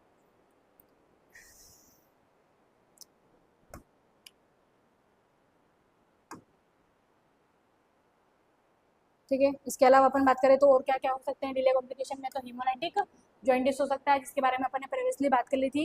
हीमोलाइटिक जॉइंटिस मतलब क्या होता है, तो जो जॉइंटिस होता है उसमें क्या होता है, जॉइंटिस में क्या होता है,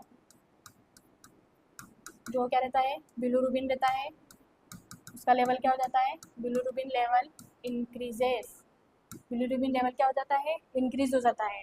ठीक है, इंक्रीज होने की वजह से क्या हो जाता है, ब्रेक डाउन ऑफ आरबीसी हो जाता है, आरबीसी जो रहती है उसका क्या होने लग जाता है, ब्रेक डाउन होने लग जाता है। जब ब्रेक डाउन हो जाता है उसी को अपन किस नाम से जानते हैं, हीमोलाइटिक जॉइंटिस के नाम से जानते हैं। ठीक है, तो सिंपल सी बात याद रख लो कि हीमोलाइटिक जॉइंटिस मतलब क्या, कि जो बिलिरुबिन का लेवल है बॉडी में वो इंक्रीज हो गया है ना, जिसको अपन जॉइंटिस को क्या बोलते हैं, पीलिया। इस कंडीशन में क्या होता है, जब बिलिरुबिन बढ़ता है तो क्या होता है, आरबीसी का ब्रेक डाउन होने लगता है, जिसको अपन क्या बोलते हैं, हीमोलाइटिक जॉइंटिस के नाम से जानते हैं। तो ठीक है, क्लियर है इतना, ये सारी क्या होती है, इसकी कॉम्प्लिकेशंस होती है ब्लड ट्रांसफ्यूजन की।